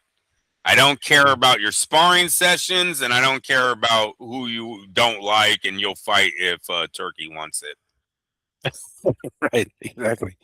And at this rate, man, I don't think he'll fight twice this year, right? We might see him once if we're lucky, because it's already middle of July. So, yeah, so much for that. All right. The kid that was getting eaten alive a year ago is now the Floyd Mayweather of this year. He only needs one fight, and he makes that much money. That's insane. Turkey's really in the red with Devin Haney. I know Bill doesn't like hearing all that shit, but there's no way. There's no way he's gonna make what, upwards of like 30-something million for Turkey in the last two fights. There's no way. That New York fight bombed, dude. Yeah. Yeah, we'll see what develops with that, because we are rapidly approaching that the time for the. Oh, he fought Brian Norman next. I'm sorry, Miguel. He fought Brian Norman. Yeah. Right? That was the next fight after that. So that's his 30 million right there. It's New York and then Norman. Wow. And he wants another 20 million to get in the ring again, because his dad said it's $100 million contract. That's 20 million per fight. So yeah, you're looking at upwards of like 50 million bucks in Devin Haney's last three fights. No wonder why he's not fighting. That's what I mean. Like, he's ready to retire. I'm saying, yeah, he's not in the rush to get back in the ring. No, they're really not. If they're not stupid with their money, and hopefully because Floyd is so fresh in everyone's mind, and he does have his dad. Bill's there. Hopefully, Bill's never seen like he's obnoxious with the spending. So yeah, man, these guys are already in the ballpark of money they never thought they would ever make. Right? Oh yeah, that's not a good investment. No, it's a reoccurring trend with when Turkey is overpaying these motherfuckers. Big time. And I think that's why we have gotten stalled on Haney's next fight, though. I really do. At some point, you got to be like, all right, well, he hasn't gotten a fan yet in return for any of the money they gave him, and you want more money for your next fight. Yeah. Crazy. And they're like, yeah. And on top of that, like, did you hear the recent signing of that Johnny Fisher dude who I think, was it him or some other matchroom guy that got lured away? I can't imagine how much money they gave him. It's just this overpaying shit. Oh. It might work. We will see how. Well, it's a matter of outlasting everybody, right? That's kind of what it is. Exactly. And at some point, they need to stop with the double dealing, because they're overpaying on their side. They can't overpay the Ryan Garcias and the who are halfways in. You know what I mean? These guys still have other ties. He needed to come out and make a clean sweep, just buy off contracts. I don't know. Maybe they're going to invest $10 billion into the sport. Yeah. Well, hopefully that does something, and not just line up people's pockets, because it seems like the more money they put in, the less fighters fight. That's what it looks like. All right. Anything else you want to add to that one before we move on to the next one? No, sir. So this one is kind of a bit of an update, more of a short one. Conor McGregor, if you guys remember last Saturday, in a terrible turn of events in the main event of UFC 329, ends up blowing out his knee. Seconds into the fight, it looks like he will actually now need surgery. So apparently it was pretty serious. There's a lot of talk about whether or not this fight was rigged, it was fixed. I mean, it might have been, but not in the traditional sense. Andrew, you kind of touched on it last week. It kind of sort of was, if, of course, we all later find out that Conor was injured leading up to this fight.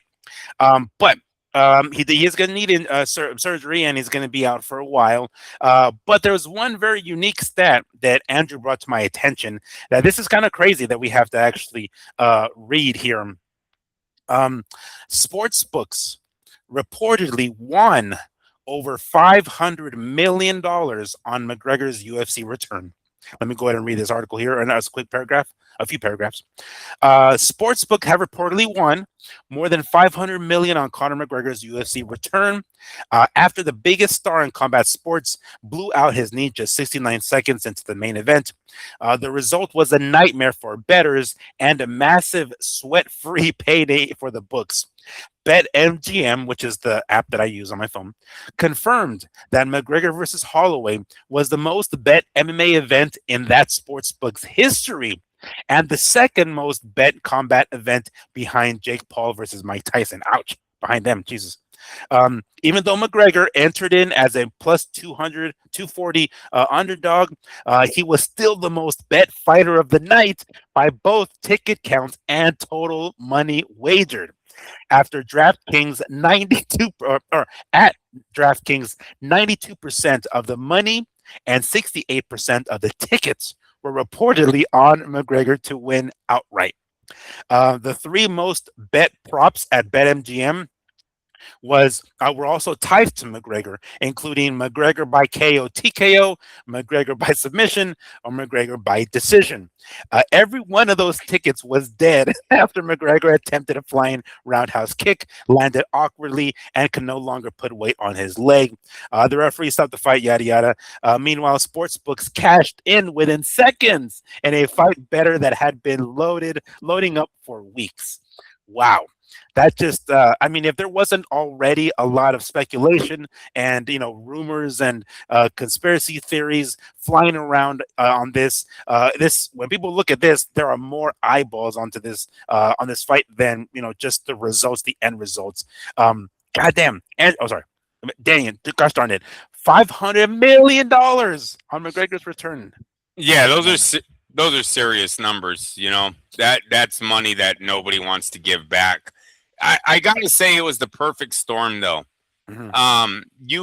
I don't think the fix was in on that part of it.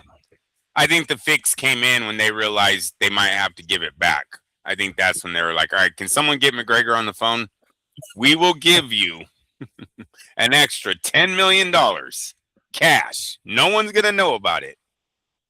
You tell us where you want it and it will be there, kind of deal. Because, dude, he's the most famous MMA guy on the roster, right? He was an underdog. You're getting plus 240. And like I told many people this week, they said one time Chavez was gonna fight Trinidad. Do you remember that? Chavez Sr. fighting Chavez Sr. was going to fight Felix Trinidad. At welterweight? Yes. If he would have beaten Miguel Angel Gonzalez. If you watch the Miguel Angel Gonzalez fight, they are talking about him moving up and fighting Trinidad if he was to win that night. And do you remember what happened on that fight? No, not right offhand, no. It was a draw. Chavez won, shit, bro. No kidding. Chavez beat Gonzalez, dude. And we were like, Bob Arum's about to set up Chavez Trinidad, and all of a sudden it's a fucking draw. I was like, oh, whatever. But in my opinion, Chavez won that night. Wait, are we talking about Julio Cesar Chavez Sr.? If you go watch the Miguel Angel Gonzalez fight, the telecast is talking about him fighting Trinidad if he's successful on that night. Because weren't they still with Don King at the time? I mean, wasn't that probably? But I mean, they would. Dude, Chavez is like 30 something at this time. Bob Arum would have sold them.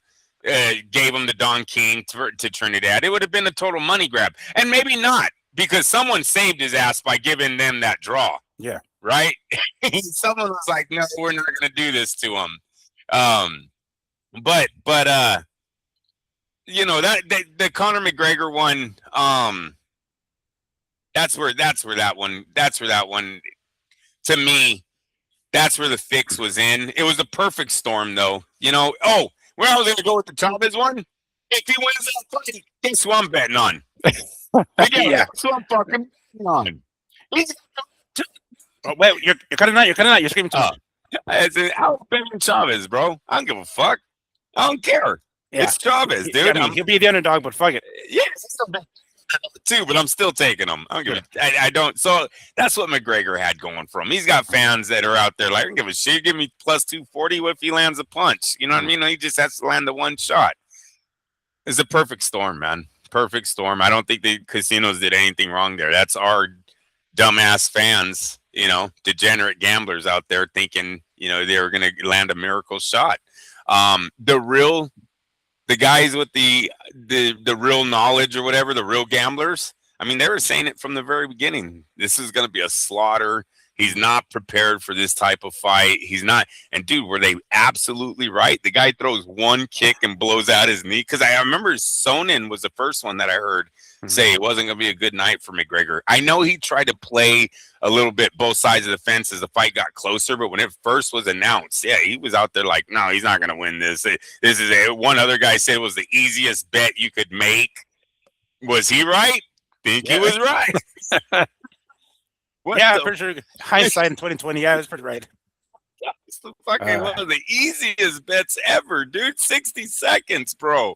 You got your money back, So there was a lot of people that kind of knew McGregor was not going to show up for this, but it's the degenerates in his fan base. He's the most popular MMA fighter right now, and it showed when you made him that underdog.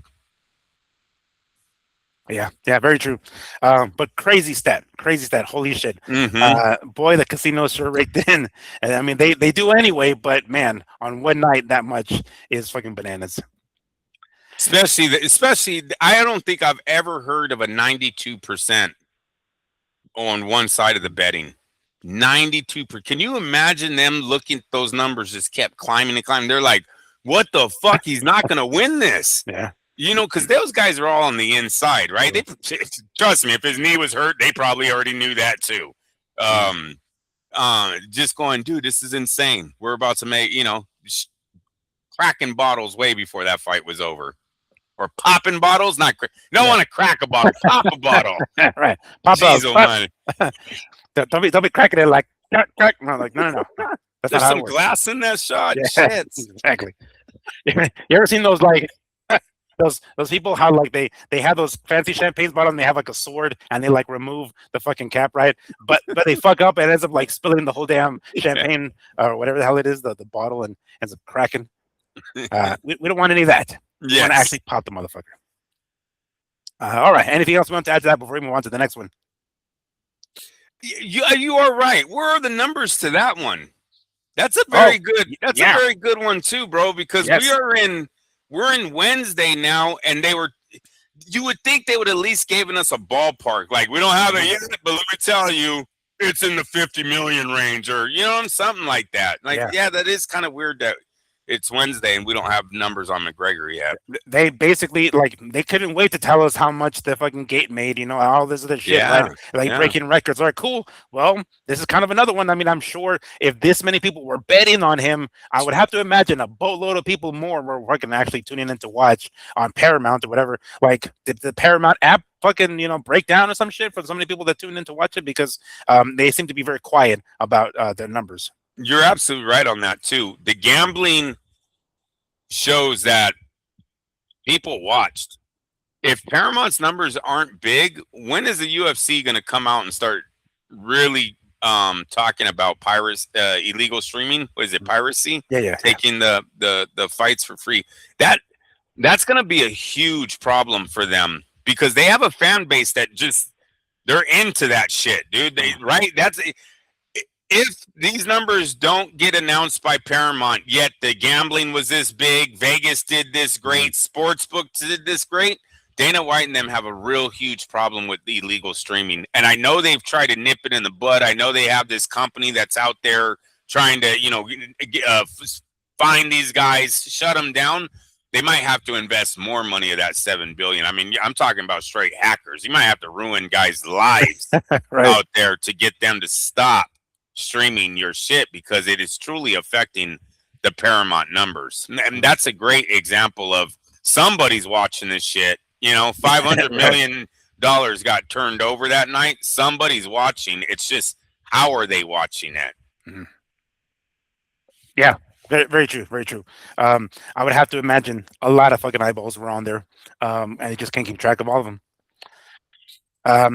All right, this one's kind of a wacky one. This literally a few days ago, we finally got the undercard for Anthony Joshua's next fight, which will be in 2 weeks. We barely got the fucking undercard, yo. Like, 2 weeks away, and they're just now announcing it. But somehow we got two fucking title fights on here.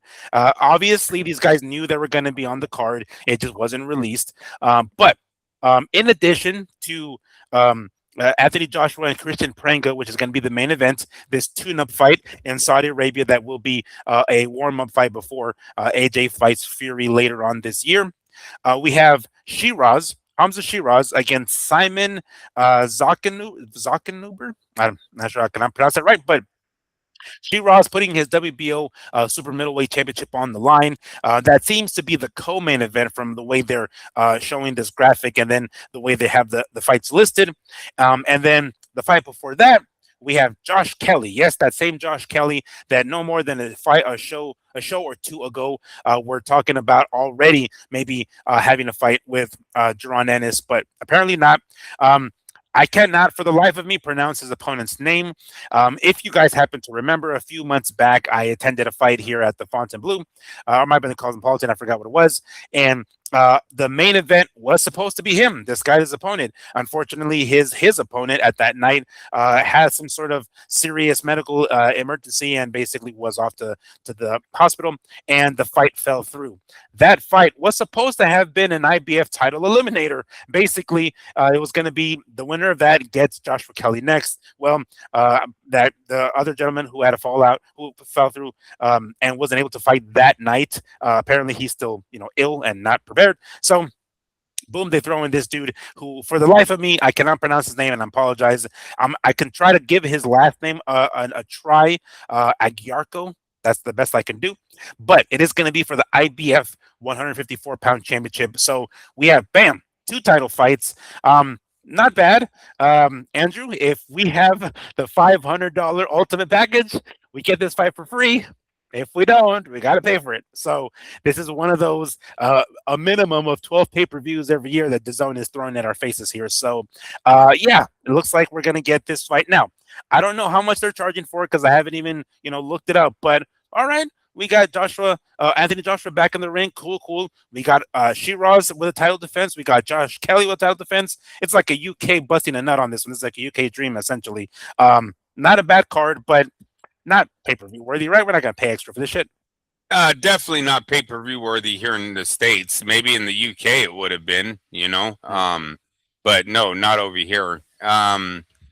Look, the Josh Kelly fight, that almost plays into a great timeline for him getting a possible Boots matchup, right? Because Boots just fought.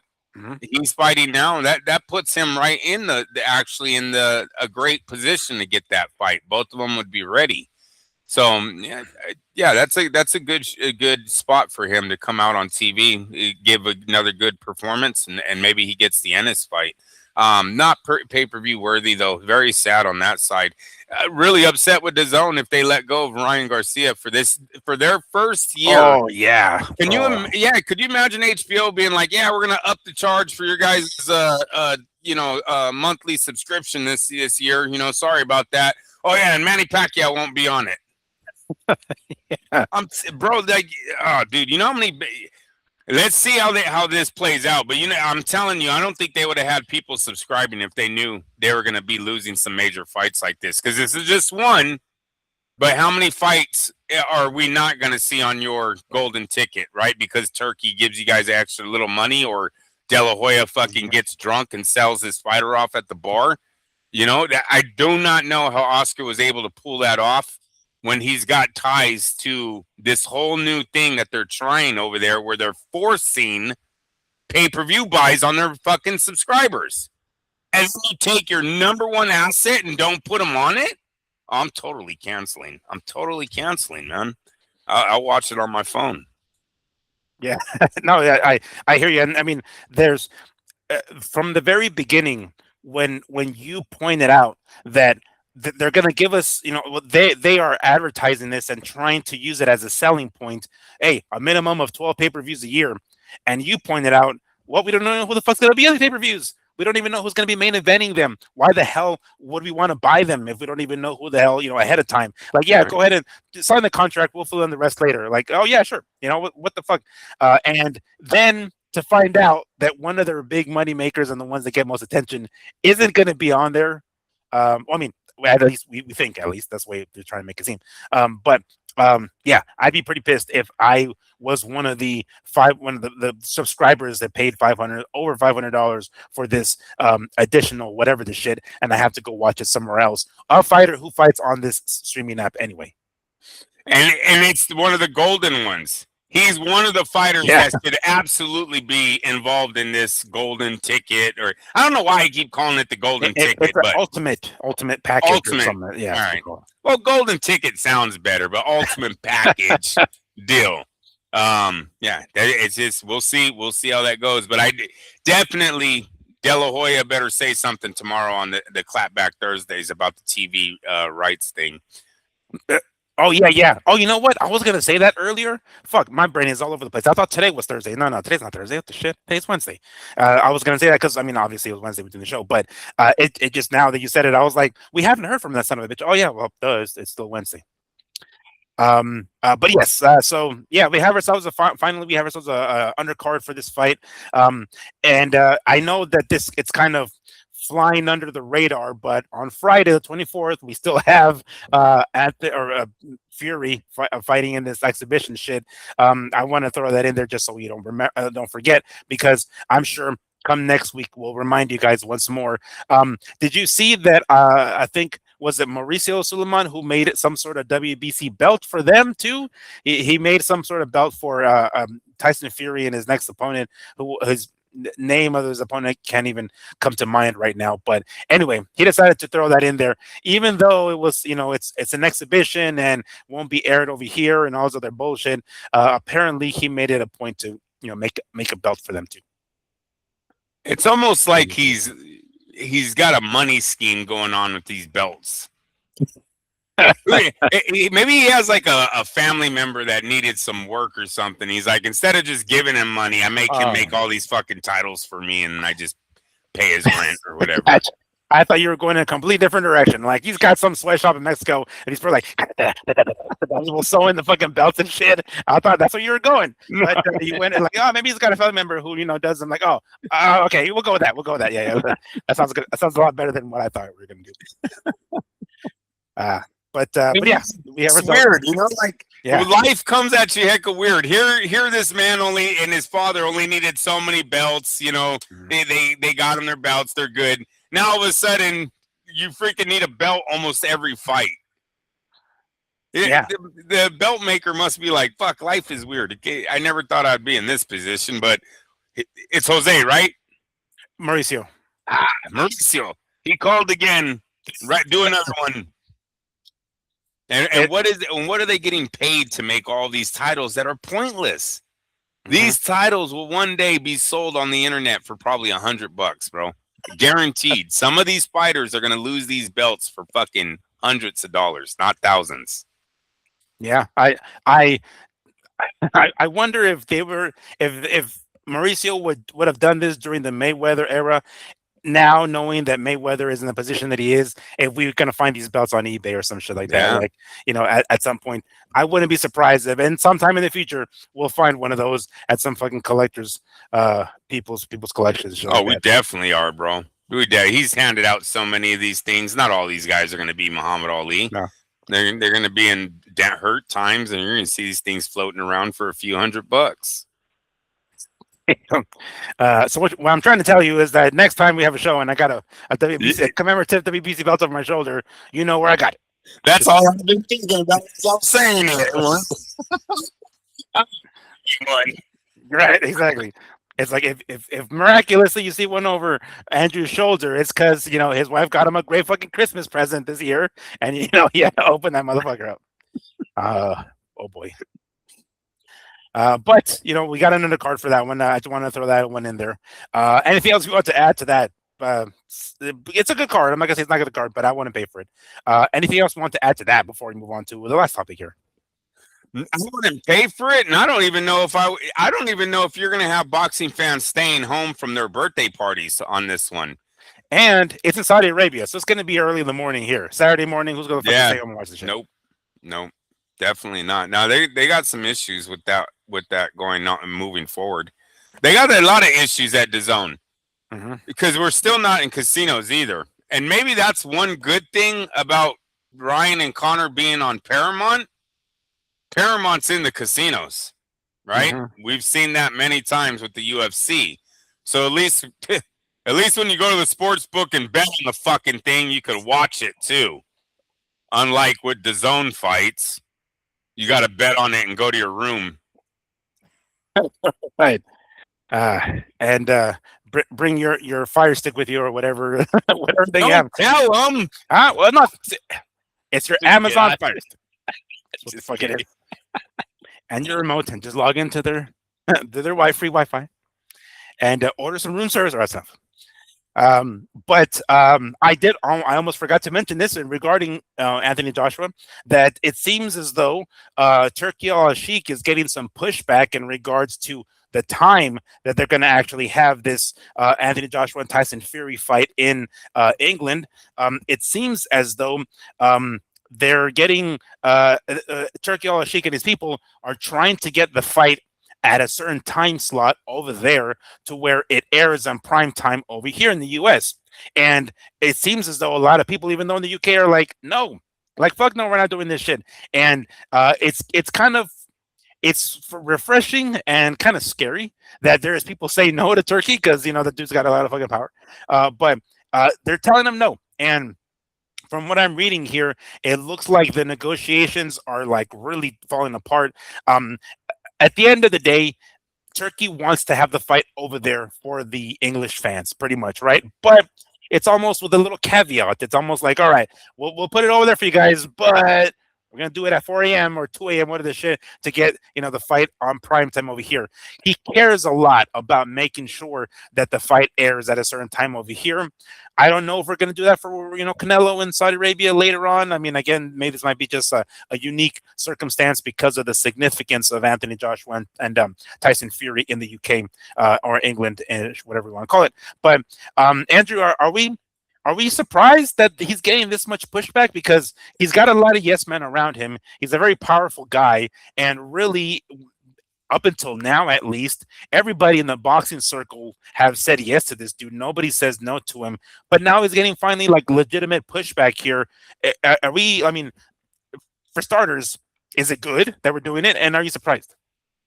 I am surprised because this is not new. When we made a European fighter fight at a different time slot. So it's a little obnoxious how we're trying to act like this is the first time we've seen this happen and oh my God, we can't do it kind of deal.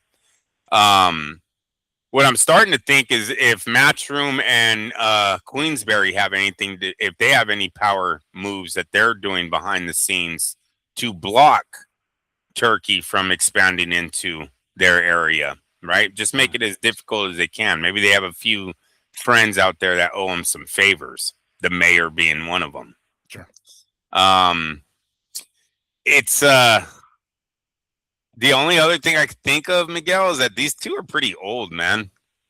Could it be that their fans are like, yeah, we want to watch it, but I'm not fucking dying that much to watch this fight. They're fucking 40 or about to be 40. You know what I'm saying? Like, they're definitely not in their 20s or not making a run at the heavyweight, crown for the all-time greatest. They're not. AJ is like one punch always from being fucking an ex-champ, and Tyson Fury looks like he's one fight away from walking off into the sunset all the time. And matter of fact, he's done it like 4 or 5 times already. So there's no future here. Could it be that the fans are like, yeah, we liked this fight 10 years ago, but in today's time frame, no, I don't give 2 shits about AJ and Fury. Those guys are old men. Sort of like how we had the feeling. Remember, Pacquiao and Mayweather did not do as good as it should have, right? And it had everything to do with their age, and it had everything to do with Pacquiao had been knocked out. Anthony Joshua has been knocked out, right? And Anthony got knocked out the other day by Dubois, who I know has got a better run right now, but at that moment, it was like, really? Dubois just face planted this guy? So, and, you know, maybe that's the pushback, dude. Maybe they're not seeing the demand from the fans that will support the security and all that they're gonna have to put up at 2 a.m. You know, that's double time probably for a lot of those cops, right? I mean, you would have to think that they're Is that all how it works over there, though? Is that how it works? Because they have a different system than we do over here, though. There's a pay scale, right? I mean, Oh, you probably sure, only sure. work so many hours per day and per week, and you Yeah. got to have overtime at some point. So you would think at 2 a.m, well, they would have some cops on duty. It's not like at noon because it's only 2 a.m, right? So I'm sure the force is a little bit less in the nighttime. Well, when you have an event like this, you've got to add on cops to the force to get more people on the street. Maybe they don't want to pay for it, you know? Been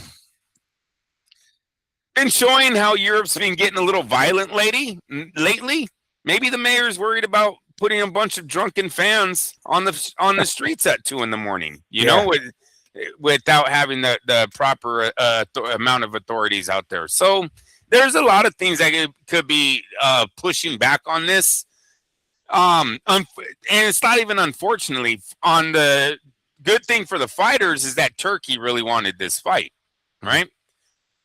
Would this fight happen without Turkey?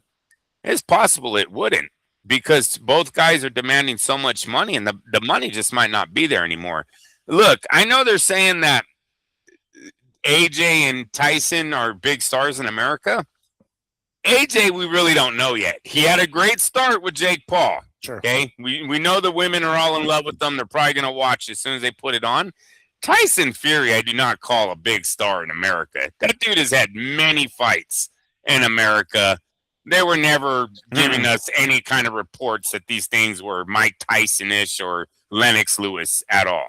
So I wouldn't call him a big star.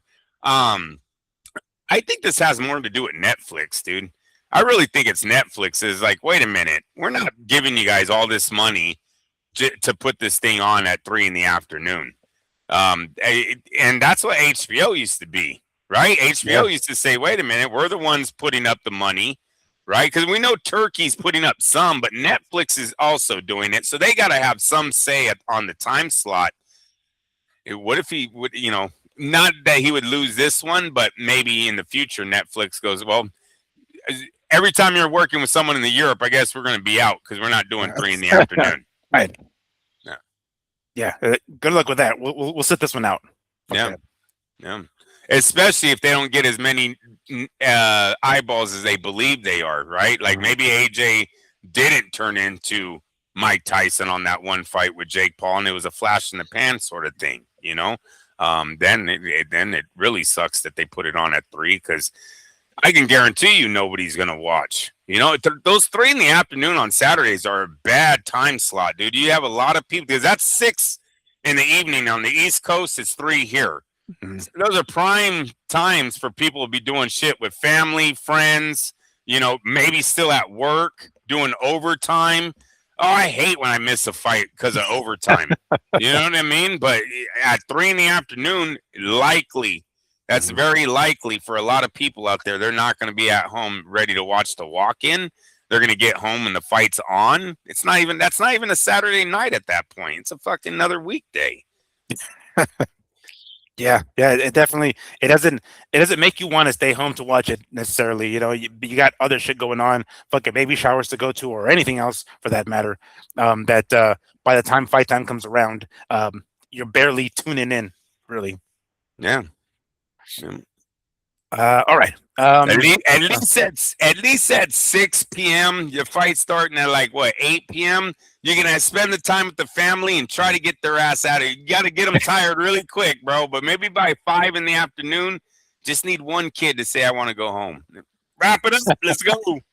Got 1 hour to get home. Watch these fights, man. Right.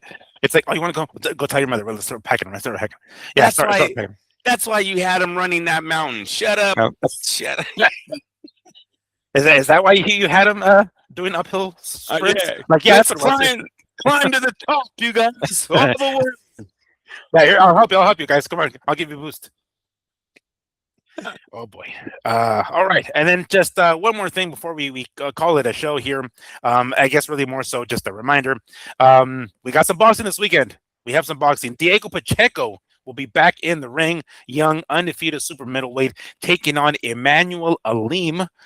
If that name sounds familiar, he put on one hell of a freaking scrap against Lester Martinez a few months back in a hell of fight. Like, you can watch that fight on YouTube. Extremely entertaining fight. It's going to be, for as long as it lasts, it's going to be pretty fun. Considering Aleem was able to take all of Lester Martinez's punches, and that dude is a pretty big fucking puncher. I don't think Pacheco is going to be able to finish him. I suspect it might go the full 12 rounds. But taking a look at the odds here, there's not even prop bets on there. It's just a straight money line on this one. Just wanted to throw this one out there. Diego Pacheco at minus 2,500. Oh my. And Immanuwel Aleem at plus 800. All right. Plus 800. Andrew, is that and with Aleem here, taking a look at his record, 22 wins, 4 losses, 3 draws. Of those 22 wins, 14 coming by knockout. Based off of that, and of course the odds, do you think Aleem has a shot here? Do you think he's got a shot at maybe finishing Pacheco, beating Pacheco? Remember, Pacheco was dropped in his last fight back in December. If I'm recalling correctly, I'm not sure if he's had a fight since then, but I know for sure in December he had a fight and he was dropped. He won the fight, but he got knocked down. I might have been for the first time in his career, but recently, knocked down. And now he's coming back against some dude who's a pretty decent puncher and can take an ass whooping. If you can watch his fight with Lester Martinez, you'll see there. But any of these, does this seem enticing at all? The plus 800. Yeah, plus 800 is always nice. I would have to watch Martinez fight over again. Now, look, I do remember that. I remember covering that fight, and we were complimenting actually the production of that the one. Pro Box, exactly. Yeah. Yep. And so I mean, it was an exciting fight, but Pacheco is supposed to be one of the next big stars, right? Mm-hmm. So he should get by this opponent. But I will tune in. What I'm just catching right now, Ryan Garcia came out today in a Messi jersey. So now, oh no, he's going to be really torn. That Spain and Argentina, what is he going to do? This kid is so fucking dumb. But he's all Argentinaed out today. So I guess he was just going for everyone. Ryan loves the world. Right. That's his point of view. Was it on Instagram? Where'd you see it? Because it's on Instagram. He went immediately to the Cobra bag as soon as they won. Geez. And his jab is still going down to his hip. I wonder if he notices that. That one thing that Tank told us or showed us, he's still doing to this day. Is he still closing his eyes too? Is he like every single time he hits that Cobra punch or that Cobra bag? Right. Yeah, does that weird. I don't know why he does that, but anyway, yes, we do have some boxing this Saturday on DAZN. Make sure to catch it. It's going to be I forget the time slot, but 5-6 in the evening usually is where it's at. I haven't taken a look at the undercard or anything like that, but for all as Andrew likes to call you guys, all you degenerate bettors out there, plus 800. If that sounds enticing to any degree, by all means, check it out and put some money on there. But again, don't put your house and don't say we told you to do it, because we don't want to be responsible for you losing your car. But you got something to watch on Saturday after having no boxing last week. And it's going to heat up the next 3 weeks, 3 weekends, with the 18th here with Diego Pacheco and Immanuwel Aleem this Saturday. And then the following Friday, we have the Tyson Fury exhibition fight, I guess. And then that same Saturday, we have Tszyu and Errol Spence, and we have Kristian Prenga and Anthony Joshua. And then the week that follows is Cepeda and Lamont Roach. So we got 3 back-to-back weekends of pretty solid fucking fights, I'll tell you that. definitely looking forward to those, and I'll make sure to check the odds out with any one of these fights for that matter. All right, Andrew, I think we got through everything we needed to talk about. Was there anything else that Ryan Garcia is pissing us off today that we want to mention? Anything else that we want to talk about in the news that you see on your end? Any breaking news or anything like that? No, I'm looking right now and I don't see anything. Just a bunch of announcements for the fight. Fair enough.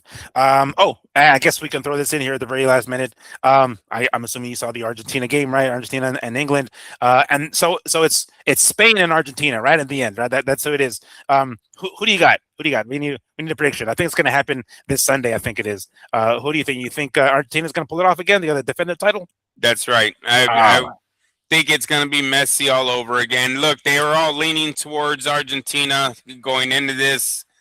They look like they're on their way. And then I think if he wins, I know he's older, but I believe he comes back for the hat trick, dude. Yeah, you think? Really? Oh, yeah. I don't see him. Why, dude, would there ever be anyone that could win 3 in a row? I don't know. There has been. I mean, I know there's no, been exactly. I don't think there has. But I don't know. Back to back to back. Back to back to back. That's more than Jordan right there. That's more than Jordan. Damn, and everybody hates that motherfucker. Because that's 12 years. That's not just 3 years, right? Yeah. Oh yeah, that's true. So I think I'm not saying he'll be the star of that team because he's going to be pushing it on age, but if he can walk, he's walking his ass on that field to try to go for that cup number 3. So I think it's Messi. I think they've got a lot of drive to get this title now, to get him his second and then possibly become the greatest team of all World Cup if they could do the hat trick. He is 39 years old. He just turned 39. So 4 years from now, he'll be 43. And I said if he can walk, Miguel. If he can still kick with that left foot of his, he'll be a bench warmer. He won't be an opener. He'll be a closer. But yeah, definitely, yeah, exactly. He'll be the closer. Yeah, no doubt. Alrighty, so that is going to wrap it up for us here today on this lovely Wednesday. Make sure to tune into the Zone. If you guys pay for it, because I do pay for it, this Saturday for some boxing, and we'll be talking about anything that transpires between now and Sunday, because we will be back Sunday as we normally are. So, for my co-host Andrew, don't get it twisted, Lapache, I am Miguel Antonio Barragan, aka Fight Fiend Migs, and this has been the Mad Boxing Show. Thank you so much for joining us. We'll see you guys on Wednesday. I would say that Sunday. Take care. Peace, guys.